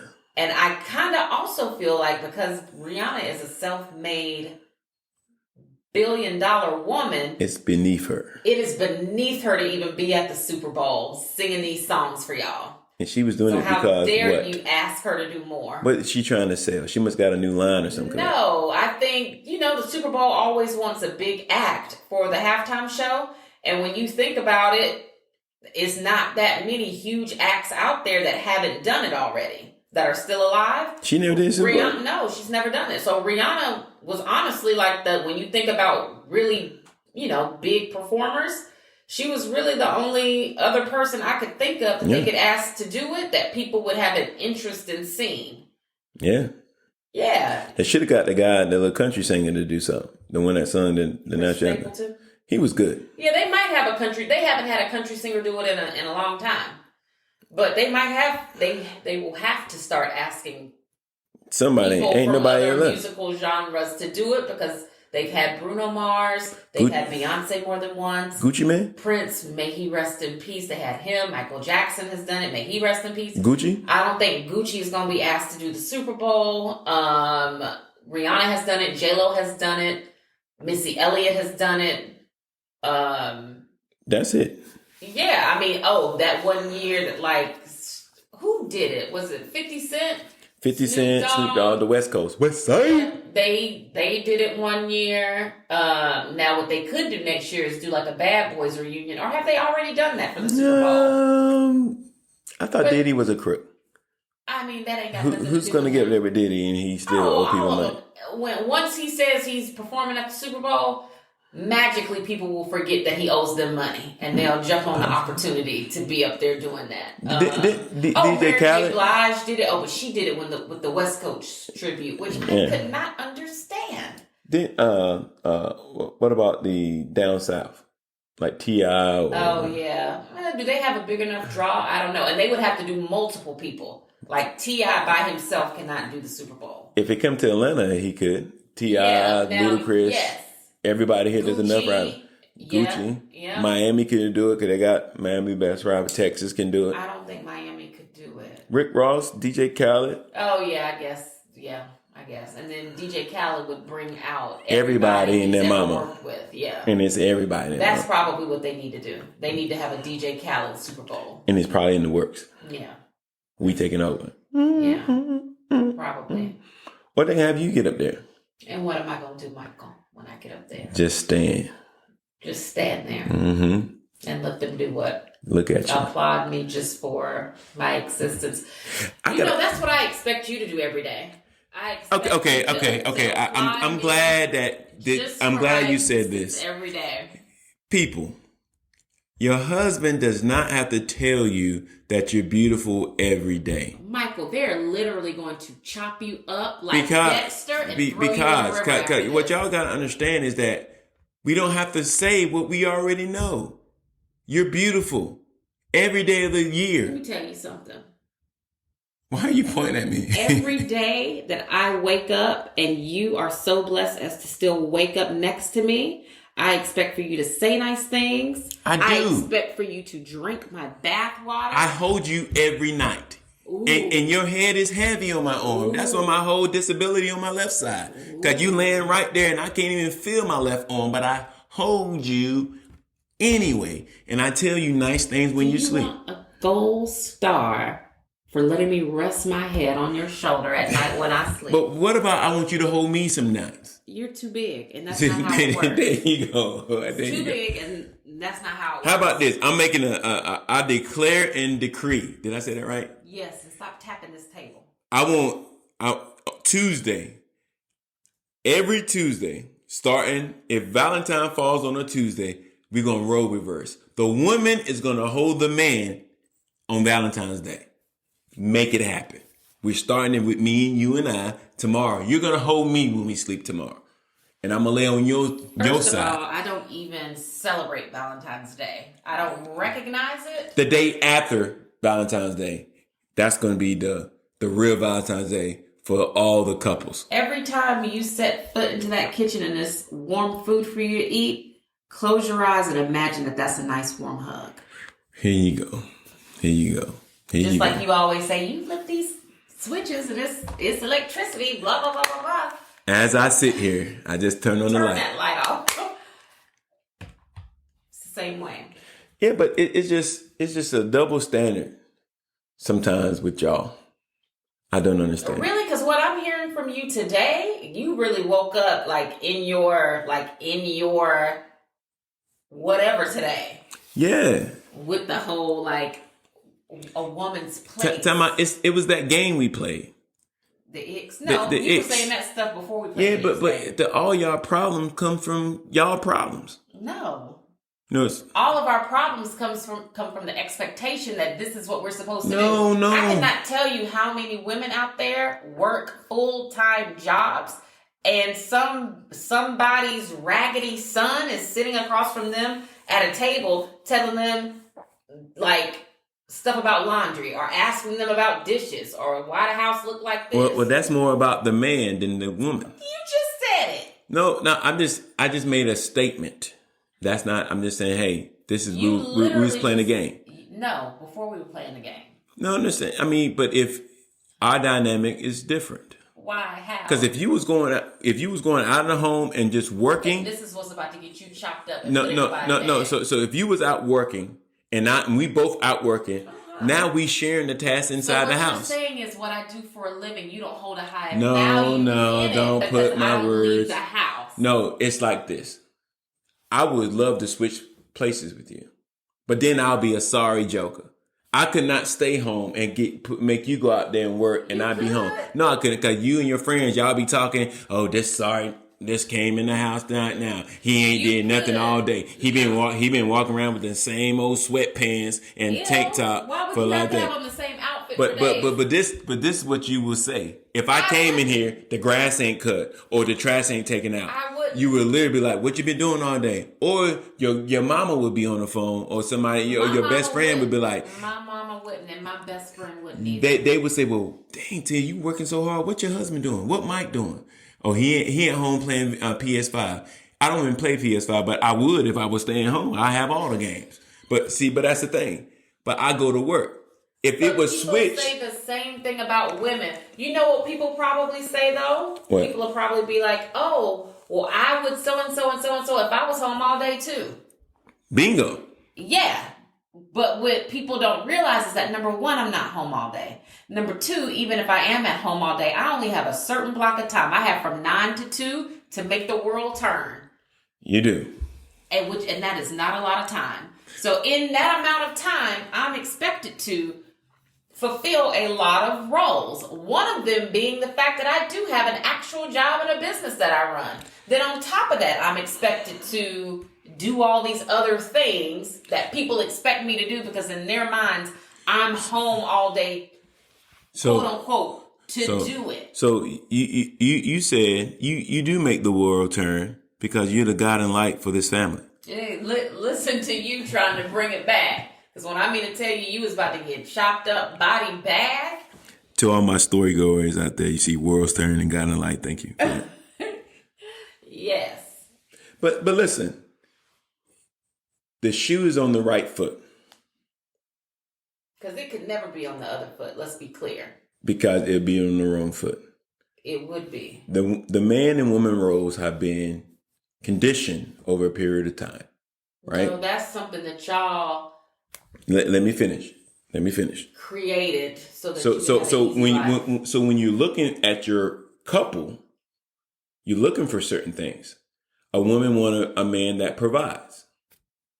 But a woman, you don't say 9 times out of 10, you don't say, what are you looking for? I'm looking for a man that can cook and clean, take care of the kids. Well, no, I think women do. You want the first thing he has to be a provider. No, that's not true. I think these days, now that women have gotten kind of like hip to like what life is actually like, really? I hear women saying now that they want somebody who is going to help them be a 50-50 partner. They want somebody that's going to cook and clean and help them take care of the kids. They don't want to carry the burden of doing all of that solo anymore. But maybe back in the day, that's because now the condition has changed.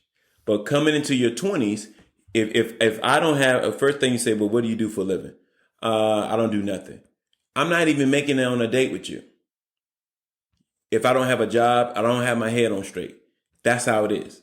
Oh, absolutely. But now what has happened, women have gotten in their mind, I'm going to be a career first. Then they do their 20s and 30s. What do you mean have gotten it in their mind? They have to be able to pay their own bills. Bingo. So now the culture has changed. But then by the time you did all of that, now you want a family. Now there's no guys in that age bracket that are single. No, it's single people out there. And they probably have been divorced before. That's fine. And that is fine. But if you would have looked for it early and grew with your man, and y'all could have formed that what y'all like together, as opposed to, oh, I'm 41 right now, I'm looking for a husband. I think what happens is, and what men your age don't like, because I know you still got some single friends. That's probably gonna stay that way. But listen, don't do that. I think what happens to men your age is that you are set in your ways. You already have it in your mind what you think your ideal partner is supposed to be like. So Absolutely. You want this person, this idea of a woman to come into your situation and for everything to just move the way you think it's supposed to move. When in reality, what happens is if a woman chooses to get married after she establishes herself in her career or whatever, chances are if that's the choice that she made, she's also set in her ways. Not only that, but she probably has some boundaries and some things that she's just not going to tolerate because she don't have to. Because when a woman is doing her thing with her career, she makes a certain amount of money, she goes into relationships knowing, oh, I don't have to do this. See, but that's the thing. But that's not good. I don't have to put up with someone expecting me to fulfill a certain role instead of just loving me. See, that's the thing. You're looking for that and it doesn't exist. What do you mean? As you get older, you're looking for a single man with all this stuff, with no 3-4 baby mamas or whatever. Not necessarily. We're just looking for somebody who probably is just going to be a helpmate. Do another poll. I'm not doing no polls. There's a bunch of women that have great careers, single, never been married, no kids. Boom, got it. Boom. Amazing. A guy at that same age, same career, multiple women, a few kids down the road. Okay. So now it's like it's different. It's totally different. Right. So when you come into that, y'all are coming into a situation where y'all are damn near perfect. Mm-hmm. Guys are flawed, and then you're gonna have to settle. And that's when you settle with that. Just because she doesn't have to settle. She doesn't have to. But so now you just need a sperm donor then. No, she doesn't. Why she gotta have kids? Why does she have to have kids? What woman doesn't want kids? Oh, a lot of them. So see, that's another thing. Y'all think. I think men. God bless you. Like totally. But you're supposed to get married, have kids. You don't have to do that. Lord she can work and have an amazing career, or at least that's how I'm raising my daughter. A woman should work for herself. I'm raising my daughter to believe that she can have whatever kind of life and lifestyle she wants. So if she wants to be single and like the rich auntie that just kind of does whatever she wants with no responsibilities, no real responsibilities anyway, that's a perfectly fine, well-lived life of luxury, I'm sure. I'm going to need you to stop talking this. And I know this because it would be the opposite of the life that I live. So this is the thing, Ted. How can you say that and you've been married your entire life? Because I know what it's like. I know what it's like to be... I got married... You know this because you were there. Yeah. I was 21 when we got married. Ooh, Jesus. So I know what it's like to live basically your whole adult life married and then as a mom. Yeah. I love my family and I wouldn't change my experience for anything. On the scale of 1 to 10, how have your experience been? 1 been the worst, 10 been the greatest. You can't really even rate it because it ebbs and Rate flows. it. No, your audience wants to know. It ebbs and flows, but I would say... Ooh, don't do it. But I would say... You don't have to rate it. If I had to go back and do it all over again, I would definitely make different choices. So you wouldn't marry me? I would not have married you at 21, no. That hurts. I would not have gotten married at 21. So you would have married me at 39. Maybe. What? I don't know. We would have to see what you was looking like on paper. What kind of job you got? So if you met me right, do you cook? Do you clean? Do you do laundry? Are you gonna be able to raise kids? Big question for you: if you met me today and I said, "Would you marry me?" If you met me, or you want to take me out on a date? Like I met you. I wrote. Stop tapping the table. I'm sorry. I wrote up on you and said, "Hey, here's my email address." That's what I did. You tried to hit me with that AIM username. Brother Pollux. Yeah. So there you have it. And you would say no. What if you tried to talk to me like today? Yeah. Yeah, I would see you and I'd be like, oh, he's handsome. That's it. And I would be like, yeah, I'll let him take me out on a date. He can have my phone number. I don't want your phone number. Because you're a headache. You can keep those problems for somebody else. Exactly. I would need to make sure I matched up with somebody who could handle it. See, that's the thing. Only a real one can tame you. It's easier to meet them young and grow. And that is what the man's problem is. You want to meet somebody when they're young and impressionable so that you can mold them into what you think. So I mold you? You try to. No, I don't. You try, Mike, you literally just said stuff about serving. No, this is what you told me in Washington, D.C. You're going to try to use my words. You came home and said, my words. You said, and I quote, I feel like my calling is going to be a mother. And we didn't have 0 kids at the time. And I was like, ooh, Tia, you need to keep working. But if you want to do it, my job is to provide for you.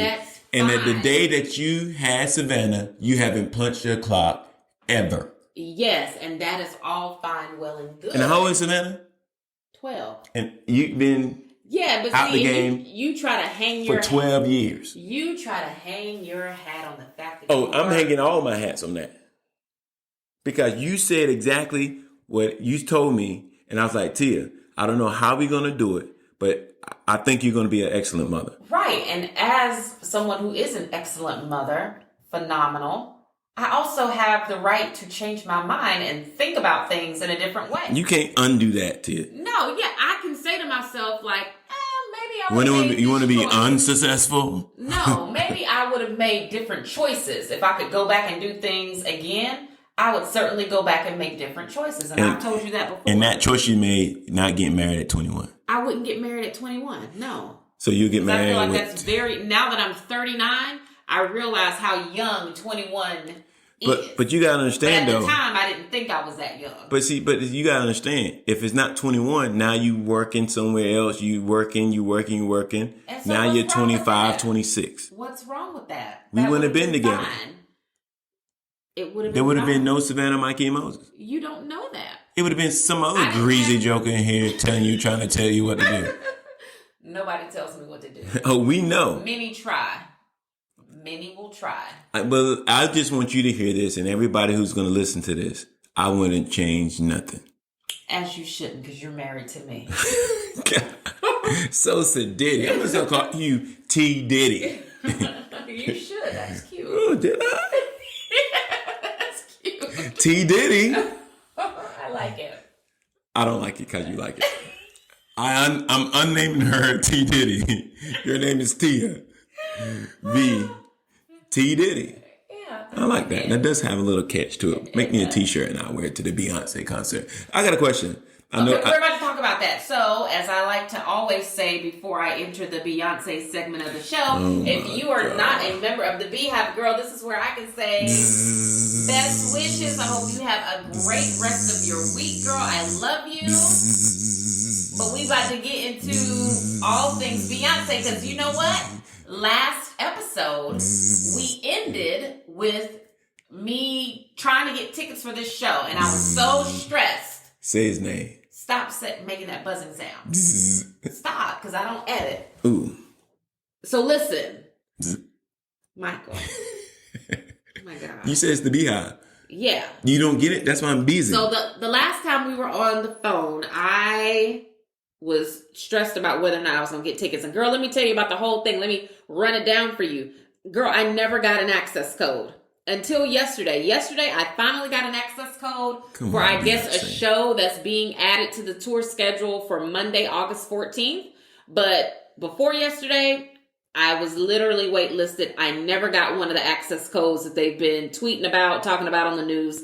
None of that. So I was stressed. I was like, how am I going to get tickets if I can't get an access code? Because you have to have an access code to even get the opportunity to buy tickets, right? You should have one of the horns that like the little sound effects, like like a little. No, people can go back and add that in. Oh. People go back and add that in. But so yes, I was like, how am I going to get tickets if I can't even get an access code? So, just talking on the phone with my parents, I realized that the Verizon upsell was for Verizon customers. So if you had a Verizon phone, you could buy tickets through the Verizon app, right? And so I'm like, well, man, we don't have Verizon service, but my parents do. So let me see if I can figure out how to do that. So to make a very long story short, girl, I was able to get 2 tickets to see Beyonce. And when I mean to tell you, I am beyond excited. I am beyond excited. Let me tell you. Once I was in the queue, I was in the waiting room, right? And I'm waiting for my chance in line. Once I got in and I was able to look at seats, I already knew what my budget was for the seats. I already knew where I kind of wanted to sit. But I was being very flexible in my thinking because I knew that based on how they were releasing seats, it's not like once you get a chance to buy a ticket, the whole stadium is available to you, right? They were only releasing seats, certain seats in every section every time they open up a sale, right? And I guess that just keeps it fair, like in their minds. They're like, oh, that just keeps it fair so that when anybody comes into the queue or whatever to buy tickets, there are ticket prices at every level available for everybody, right? So when I bought my tickets, there were tickets ranging from $141 and up. So for the people out there that are saying tickets to that concert costs or people are crazy for paying that much, blah, blah, blah, blah, blah, None of that is true. Literally, you could buy a ticket for $141. Or you could spend as much as, I'm sure, like a couple $1,000s. I mean, I don't even know. Because of how the ticket buying process also goes, when you're in there picking out seats, the seat availability is constantly refreshing, right? So when we first got in there, I didn't even see any seats available, like where I wanted to sit. And I just remember hearing a girl on TikTok say, like, if you get in there and you don't see seats that you want, just sit there and be patient because the page will keep refreshing, and eventually tickets that maybe someone had in their card or whatever might get released and they'll become available to you. So just sit there and be patient. So I did just that. I sat there, I was patient, and the seats that were close enough to where I wanted to be became available. And I said, well, let me go ahead and just scoop these 2 tickets up, because I'm not so certain that if I don't, that the tickets will still be here in like another minute or so. So my 2 tickets have been secured. I'm so excited. It's for the exact show that I wanted to go to, because let me tell you, my level of fandom, and we're just going to be completely transparent here, because girl, at this point in my life, I don't care. So when she announced that she was going on tour, when they announced the tour dates before ticket sales and access codes were even a thing, when I saw the dates for Atlanta, I was like, oh, for sure. And this was back when it was only one Atlanta date. When I saw the date for that show, I got on my phone, I looked up a hotel down near Mercedes-Benz Stadium, and I was like, let me go ahead and reserve my room, because I know it's going to be crazy. And I know people are going to try to book rooms and like do the most. So let me go ahead and at least do that. Because if I end up not getting tickets to the concert, I can always go back and like cancel this reservation. So when I mean to tell y'all, I am beyond. She just was at the Grammys where she won like 4 more Grammys. And now she's like the most winningest person at the Grammys ever. I feel like this tour is really going to be incredible just because of the theme of the music. I know it's going to have a lot of like dance and choreography, and this is my first Beyonce tour. So we are probably going to talk about this, girl, until it happens. So I'm going to always give y'all the opportunity to dip before I get into it. But just wanted to give that update. We have secured our tickets. I'm so happy. I can't even really put it into words. So I've already moved into the next phase of concert going, which is trying to figure out what I'm going to wear. And granted, I really don't have to know that until August.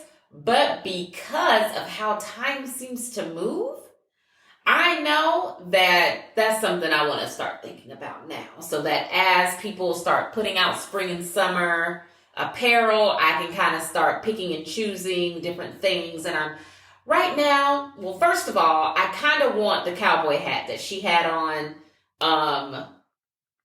in the tour poster, right? And we talked about that. That hat is $400. I'm not doing that. Not only that, but the girl that she bought it from on Etsy had to close down her Etsy shop because so many people went up there and like ordered one and all that. Now, I don't know if it's that same girl or if this is a different girl, but someone got on TikTok and basically taught us how to make your own like disco ball cowgirl hat.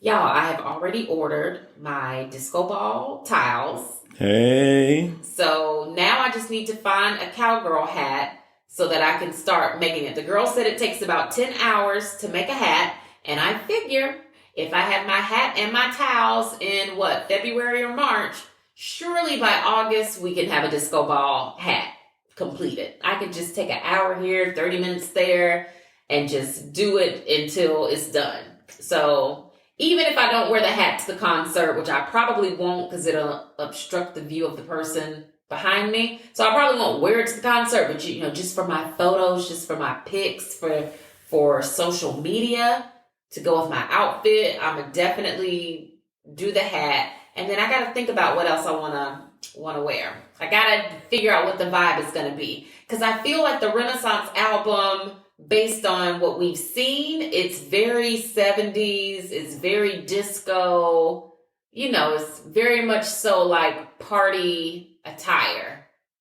And I want to do it. I want to have fun with it. I want to have fun with it. And, you know, I do live in Atlanta where I'm sure the girls are going to show up, you know, dressed down because this is what they do here. So I'm sure that'll be the case. But I kind of just want to have fun and, you know, do it up in my own way. And I'm really leaning towards the 70s vibe of it all. I'm really leaning towards that, but we'll see. I'm so excited about going. That was my birthday gift. And Valentine's. And oh, it's no and. That's it. This cowgirl hat you talking about is like $600. Yeah, I didn't buy one. Thank you, Jesus. I didn't get it. Wait, I'm going to make one. Were you listening to anything I just said? No, you were on your phone. I said I was going to make one. The towels cost $27. Well, how about this? Find a hat. And listen, I just want to take a moment to say some things to your audience. I'm going to be doing my own podcast coming soon, and it's going to go right against yours. Same time slot, same distro and everything. And we're going to let the audience decide who they want to listen to. Didn't I tell you, do not come up here and be doing the most? Oh. So when are you going to post this? Oh, it'll be up in time for Valentine's Day. That's tomorrow. Yeah, I know. You know, I need to see the script. I needed. Oh no, you've already said everything that's going. Because I gotta make sure my followers are okay with this messaging and all the disrespect I received on this call today. Oh yeah, it's probably gonna be some. They're probably literally gonna be feeling bad for me, but you're not a bad person. I'm not. You're why they gonna traditional in the way you think about That's stuff. why you love me. It's not. That's why you love me. That is not why I love you. Because I'm a traditional thinker. No, that's I can't be coming around here Instagram model. You hate my guts. That is not even. Then why do you love me? Let's end with that. Why do you love me? I feel like you make me laugh. I feel like that's it. No, you didn't. Let Eddie me Murphy finish. can make you laugh. He could. Don't do it's that. Never too late, Eddie. Eddie, if you are listening to this, I like them. Am I not sitting here? I like them chocolate, and if you chocolate and you can make me laugh. Oh, so we doing that now? You can take me out, and you can at least take me out on a date. I asked you a question. Why do you love me? And you cut me off. And you just said Eddie Murphy, come take me on a date. You cut me off. You brought up Eddie. I didn't. You make me laugh.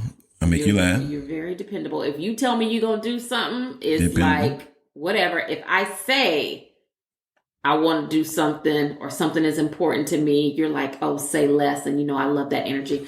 You know, when I texted you about Beyonce's tour and I was like, oh my gosh, Mike, she's going on tour or whatever. I don't even know what you thought, but you were like, okay, go ahead and buy your tickets or like, go ahead and get your tickets. Just, you know, just let me know. And I was like, yes, that's the kind of energy I need. I had no idea that this was a freaking cult. It's not. It's not. Okay. So that's 2 energy. Yeah. I do. So I like. Is there another phrase that you can say? What kind of energy is that called?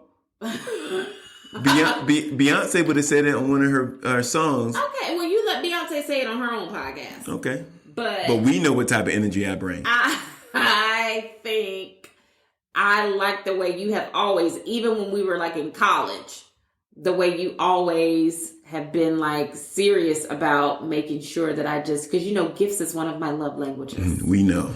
And so I feel like I really do love the way you're always like, say less to me. Like if you want it, you got it.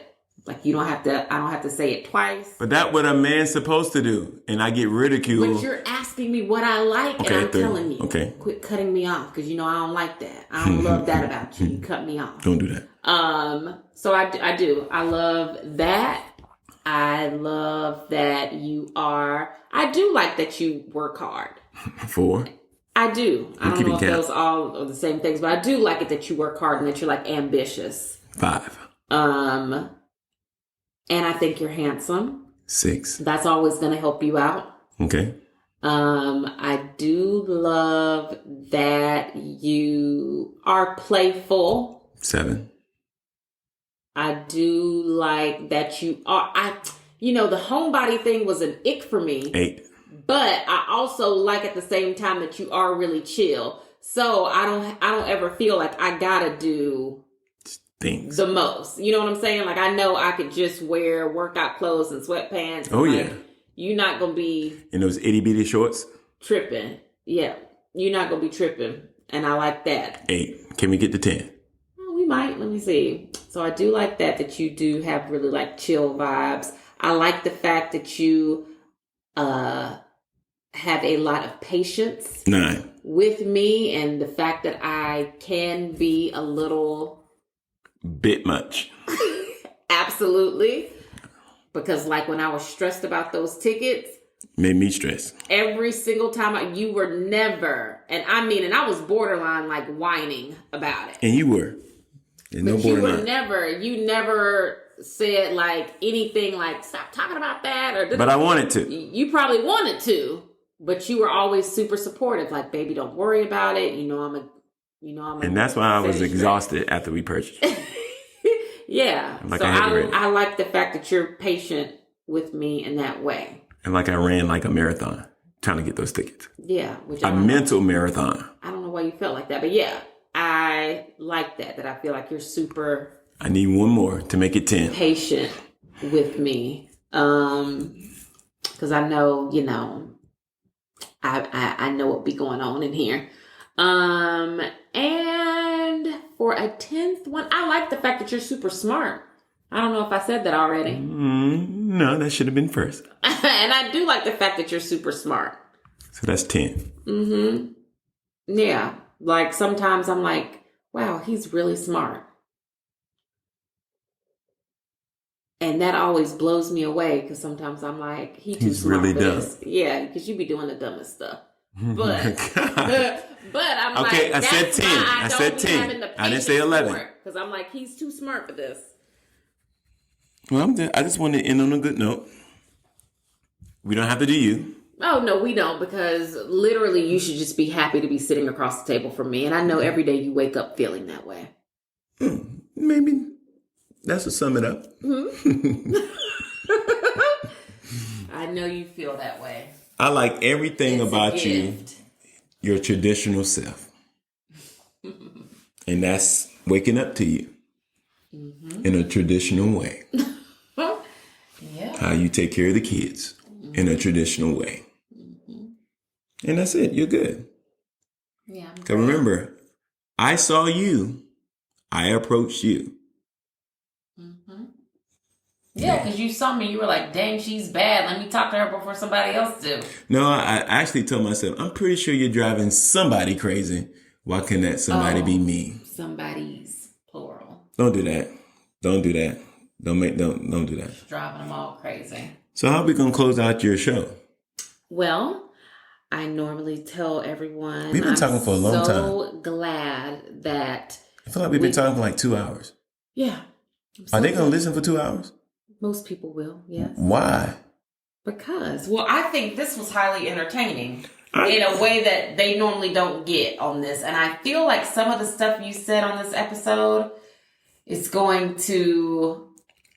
I want them to come outside to the house and with pickets and throw rocks at my car. I want to show the world who your core audience really is. Well, evil. These women don't care about you. And they already know what it is. Like, I feel like you're super traditional. And I feel like that's how you were raised. Wait, tell me, their husbands are not super traditional? Everybody is not like that. Wow. Believe it or not, I know this is probably going to be news to you, but believe it or not, some people's husbands, they work and then they do stuff at home too. Who? Call them out. You take the trash out, and that's literally where it stops. Find me a man that's doing all that stuff that y'all saying that is. I can FaceTime you a man that's Who? doing all that Who? stuff. Who? Worry about it. Obama? You can't use Obama. Obama is not. His kids ain't even at home. Bingo. They empty nesters. Bingo.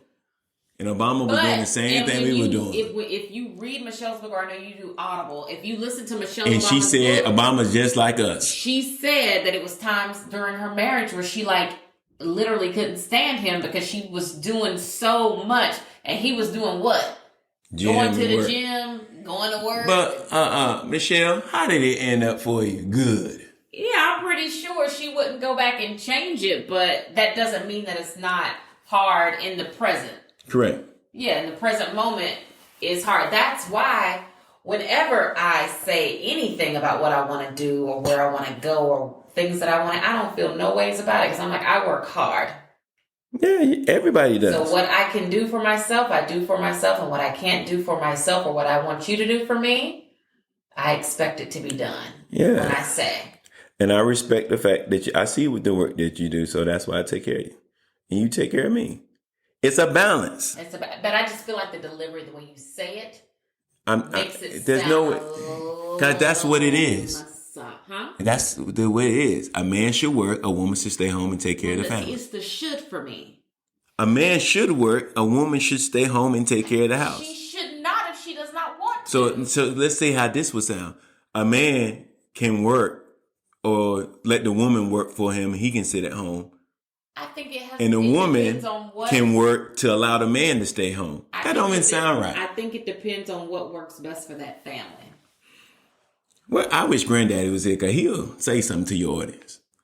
Yeah. What the good old book say?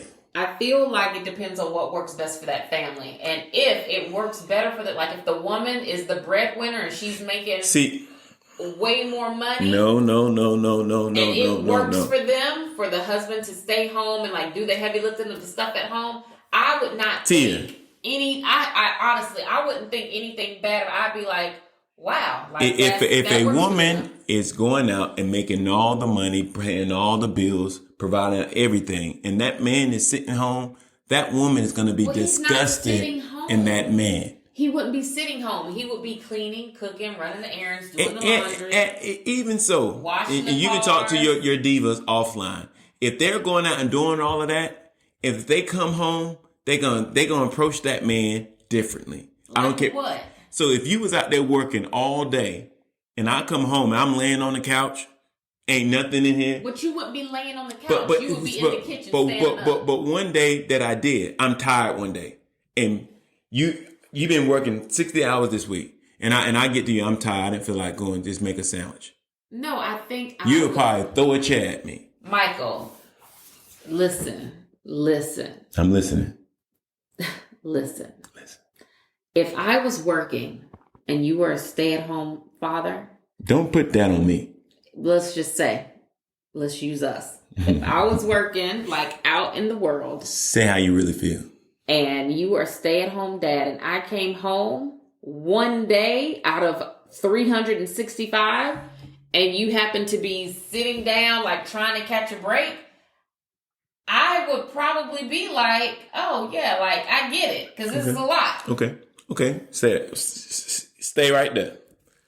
Now, you come home, you got to get back up, and you go back out. You come home again.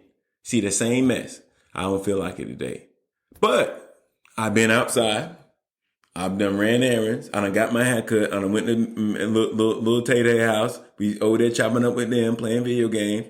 Come back home. And you come back in. Lay your keys down on the table. I think the problem is with men who think like you is that you think that... all men think like me. No, all of them don't. They just don't say it. All of them don't. All of them don't. If a man don't say they want their wife to look good, smell good, what Deion say? You look good. Yeah, I love you play good. He's also a good candidate. Don't do that. For what? For a sugar daddy. Oh my God. But listen, I think that what was the problem is with men that think like you is that you see like the housework and the stuff that it takes for a family to run and function properly as a duty. Like it's if if a woman is not working outside of the home, that's her responsibility to do it. Because it is. It's just a collection of tasks. Right. And I'm a task-oriented person. You are a task-oriented person, and you know what's impossible? It's impossible for me to go to lash appointments, go to wax appointments, get my nails done, get my hair braided, go grocery shopping, go to the bank, drop off clothes at the cleaners, spend 2 to 4 hours every day doing school drop off and pick up. And you have to pick up some coach people, do the stuff I need to do on the computer. Like, it's impossible. Work out, meal plan, actually cook, tidy up after y'all, wash towels and sheets and all. It's impossible for me to do all of that every single day. But you don't do that every single day. I don't, because it's impossible to do it all every single day. True. But that's the thing. It's a balance. It is. But what gets to me about what you're saying is you think that, oh, well, today she couldn't get to so-and-so, so that's why it looks like that today. The next day, I might have something else going on. So the same mess might be there. So what you're saying to me, and I didn't even realize you were doing this until you just exposed yourself, is that you come home, apparently, and you're looking like WTF is going on around here. You're damn right. Like, what's going on? Do you need some help? Oh, I have help.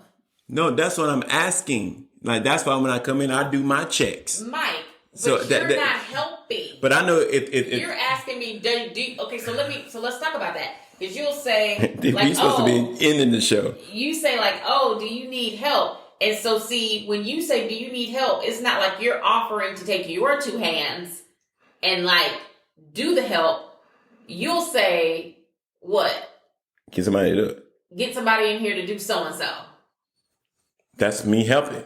Yes, and I'm all for getting and receiving the help. I'm all for it. But I just think the fact that you feel comfortable enough to verbally express that you think it's an issue when things aren't kept just so. So no, I do that because it helps me take your mood and how you're doing. Because I can tell when something's bothering you because it spills over in the home. Let me tell you what stresses me out. And then we can wrap this up. It stresses me out when I spend time cleaning, organizing, making things perfectly just so, and then y'all come behind me and have no who y'all? You need to put names on that. You and those children. When y'all come behind me and y'all don't make no effort whatsoever to keep things clean and tidy. Y'all don't throw things away after yourselves. You don't help with laundry. Because we know you're going to do it. Exactly, because you think I'm going to do it or you know I'm going to do it, so you don't even try. We clean up on Saturday. No, y'all don't. Well, what am I paying the money for? Exactly. Who are you paying money to? The kids, they've been hitting me for $5 to $10 a week. Well, I don't know what you're giving them money for. Because it's supposed to be because they're cleaning up their room.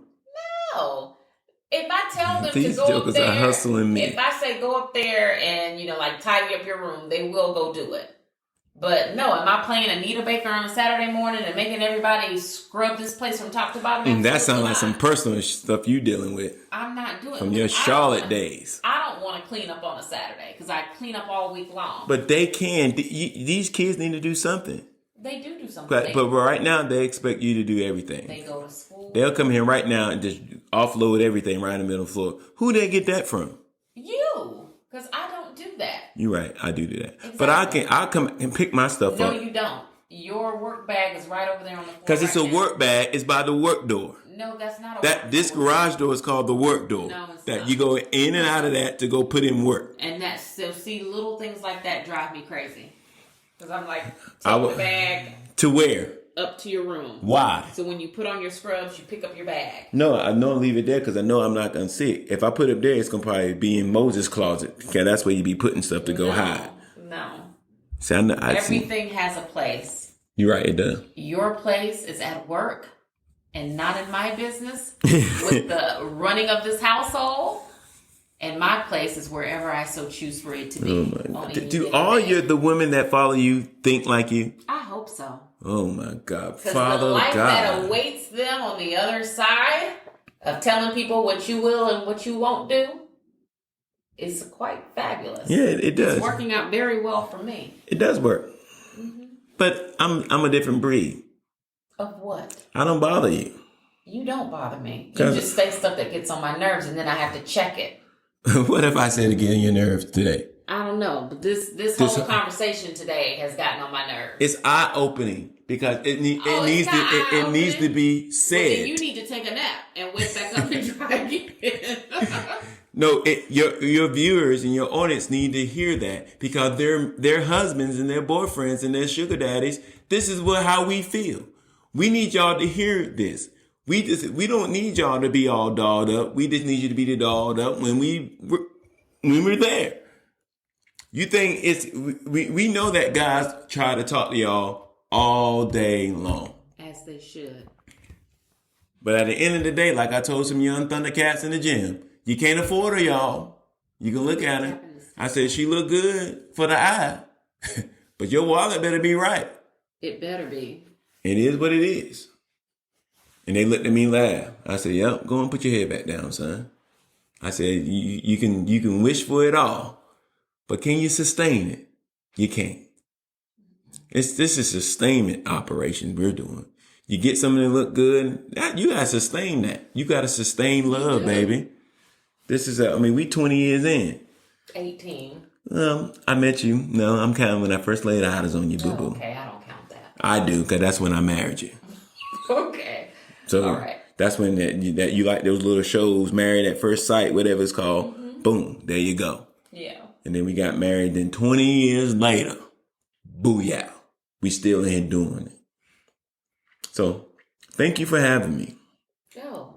But I don't want to wait till 2024 to come back to the ones and twos. I think I've had enough. I think this was good. I think you needed this clarity. Oh, I don't need anything. Yeah, you did. I didn't need because anything. you're not going to admit it to your audience. You love talking to me. I do enjoy talking to you. And I feel like we have really good conversations. See, and that's what's the problem with the other people that listening to you. They don't have conversations with their husband. They do. How do you know what these people doing? Because if they did, they would know these things already. Know what? I knew everything you was going to sit here and say. Oh, I know. Because I know how you think. And they know how their husband think. Yeah, everybody knows what their husband think. And that's how they know what conversations to and not to have. Mm-hmm.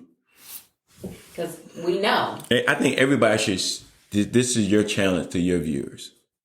They should get a podcast and just record them talking to their husband about things and see how that happens.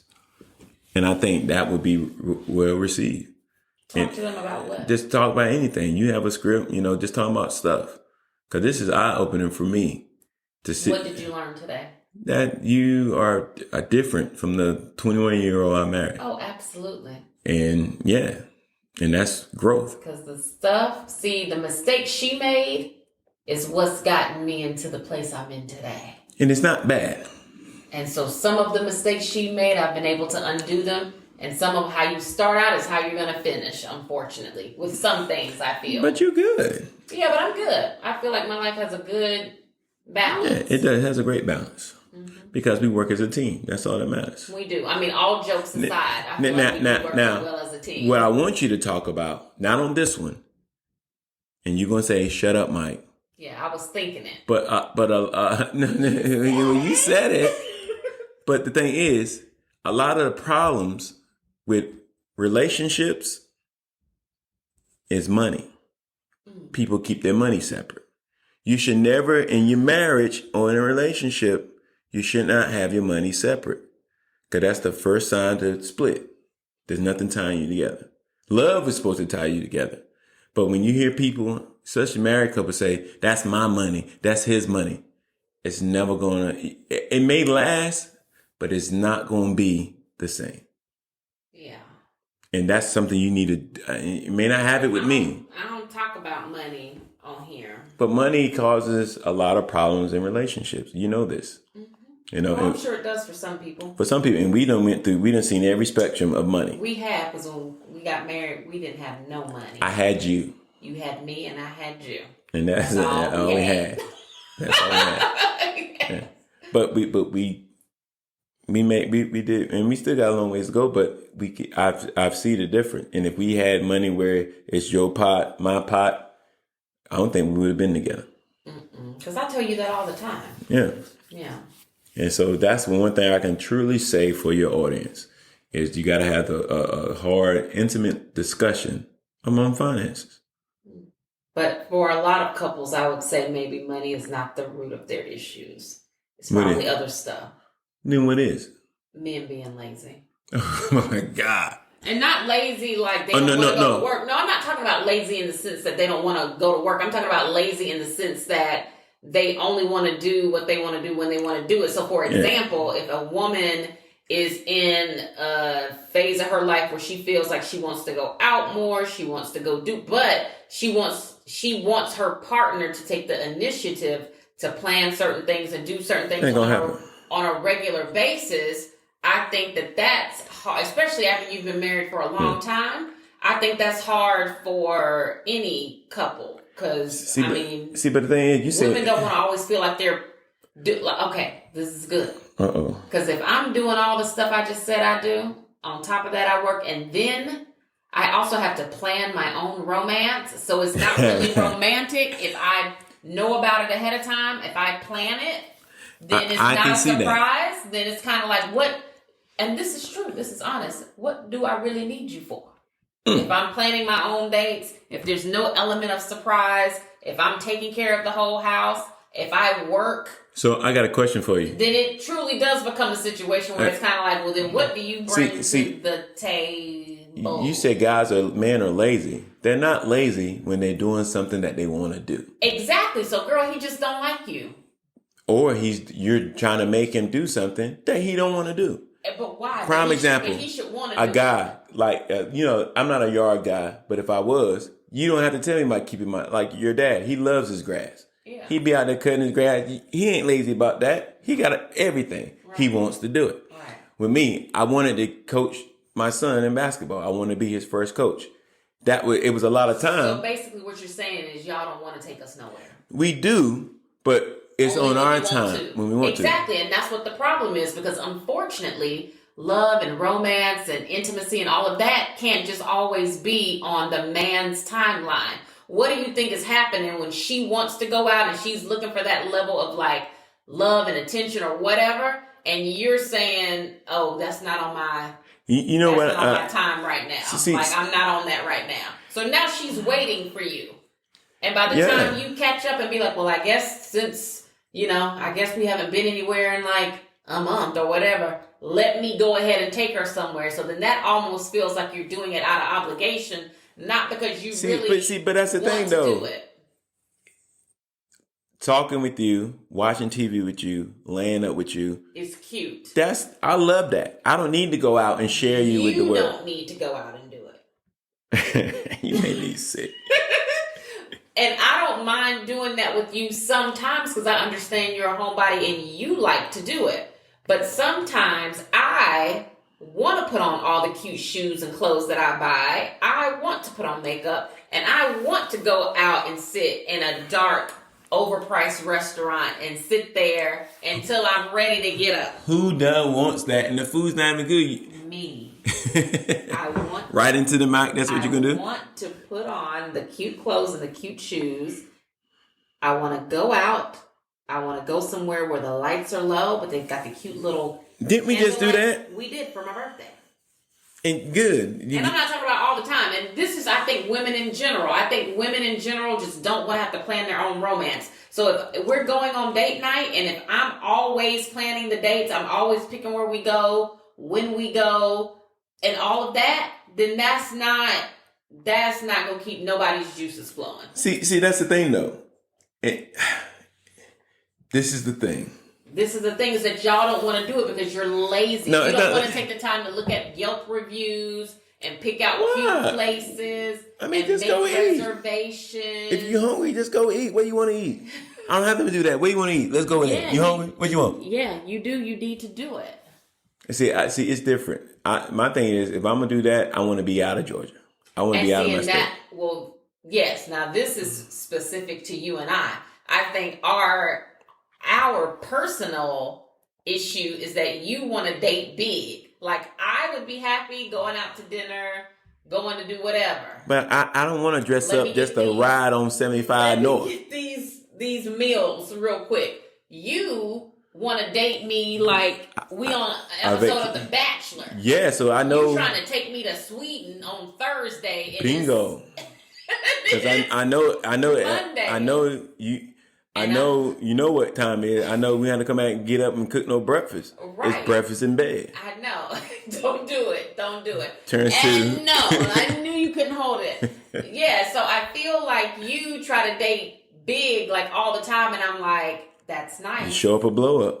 Yeah, and I feel like that's nice. I'm never gonna be like, oh no, I don't want to go do that. I'm always go. But I also feel like it's totally okay just to have regular date nights too. Well, it doesn't have to always be. That's the thing. We go to Chick-fil-A, drive through, hit that real quick. You get that, and then we go eat, sit on the couch, have a red wine. Mm-hmm. One of us gonna fall asleep. Absolutely. I love that. You love that. Just don't leave. If I fall asleep, leave me on the couch. But see, that's the thing. You're either driving through and then going to sleep on the couch, or you're like, pack a bag. Yeah. Look, we about to catch this flight. And there's no in between. And I've been like that my entire life. And for me, I'm kind of like... There's no gray area. I don't live in the gray. It's black or white. And I don't with... Michael Jackson, that thing. And I don't with certain things. But with this, I'm like, ooh, if I had to pick, I'm totally fine with like the big over-the-top things. Mm-hmm. But I would probably be okay with more frequent, like regular, schmegula date nights too. Yeah, but duly noted, I'll do more date nights. Yeah, but I still want to go on the trips too. You can't have them both. If I'm gonna live in the gray, let me live in the gray. But there ain't gonna be no black, white, and gray. I can have them both. Lord have mercy. Okay, I gotta go to work. I hope this was helpful for you. No, I hope it was helpful for you. I didn't learn anything. What you mean you didn't learn anything? All this gospel I've been preaching. Mike, you ain't preached nothing.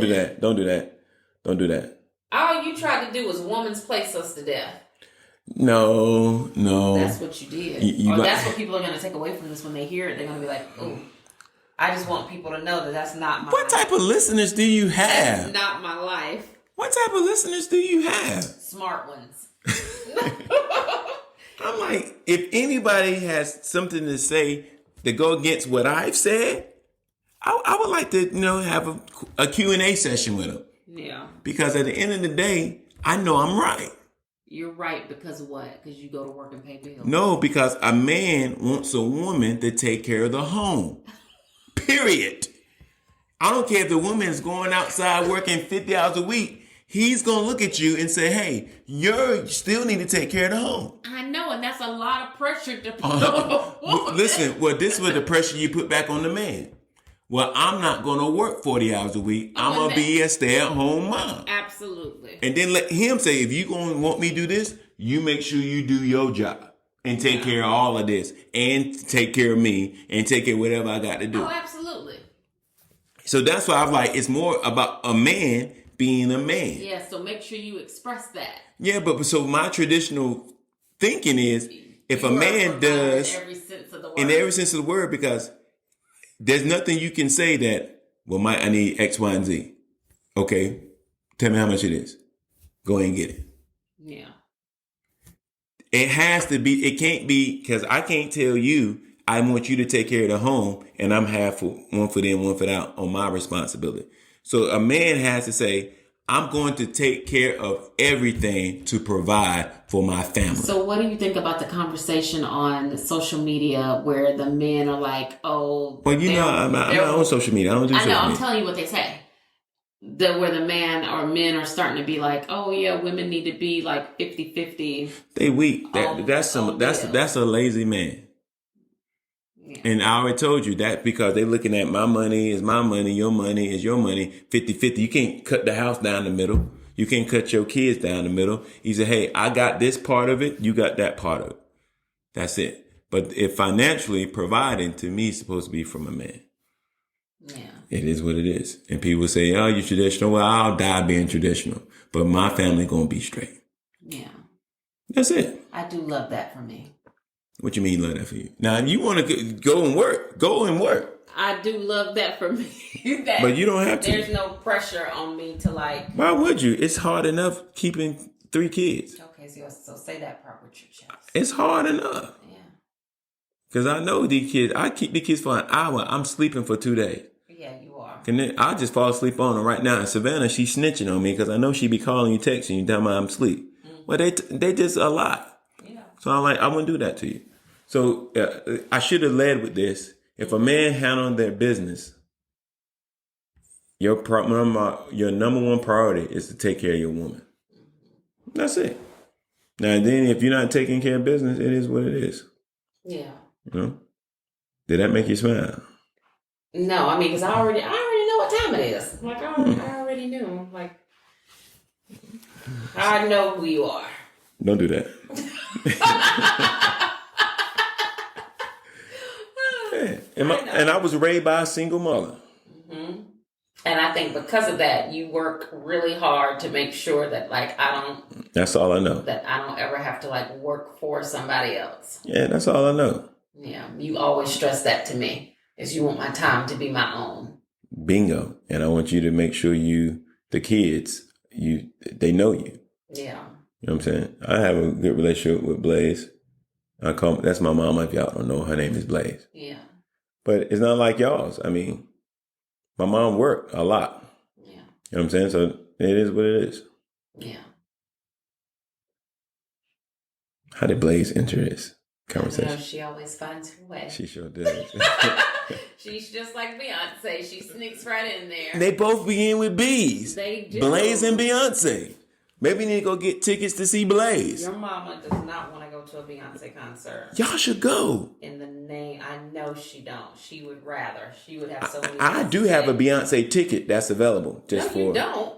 I have 2. You bought me 2 tickets. Bingo. So if I don't go, I have a ticket. That means you have 0 tickets and I have 2. You can't scalp my ticket, Tia. Oh, I can't, because let me help you understand something. Everything at this address, don't do that, belongs to me. Oh, you can have it. And you, I get it out the mud. Can always get it out the mud. Don't do me like that. Yeah. What else you got? Did we hit all your points? This is it. So we're gonna wrap it up. My gosh, this is the longest episode I've ever done. I feel like I've been talking for like 30 minutes. So I hope everyone has enjoyed at least listening to us ramble off and on for 2 hours. 2 hours? And 20. Oh, you gonna pay me? 26 minutes. I need a check. Oh no. I don't write checks. It's one of the many privileges I have of being a traditional wife. Well, hurry up and get off the phone. You can pay me in something else. So yes, thank you for listening. I hope this was good. Happy Valentine's Day to those who are celebrating. Happy Galentine's Day to those that know that, girl, it ain't even worth it. He a headache, girl. Don't do that. Don't even bother yourself. Am I not sitting here? You are. I need to go take a headache. Men power. Power to the men. Girl. No. Power to the men. I said girl. So yes, remember, when you're out, compliment a woman. Tell her something nice about herself. Make her day. Don't compete. Don't compare. Don't complain. What God has for you is for you. Triple and never C's. knock another woman's hustle. Until next time, I'm Tia. This was Tia's Table. The special Valentine's Day edition featuring my husband. Let me say my own name. Michael Smith. Mike Smith. My mama called me Michael. As she should. I'll see y'all next year. You'll see him next year, but girl, we'll catch up again next time. Have a great, great day. Love you, girl. Bye. Music now.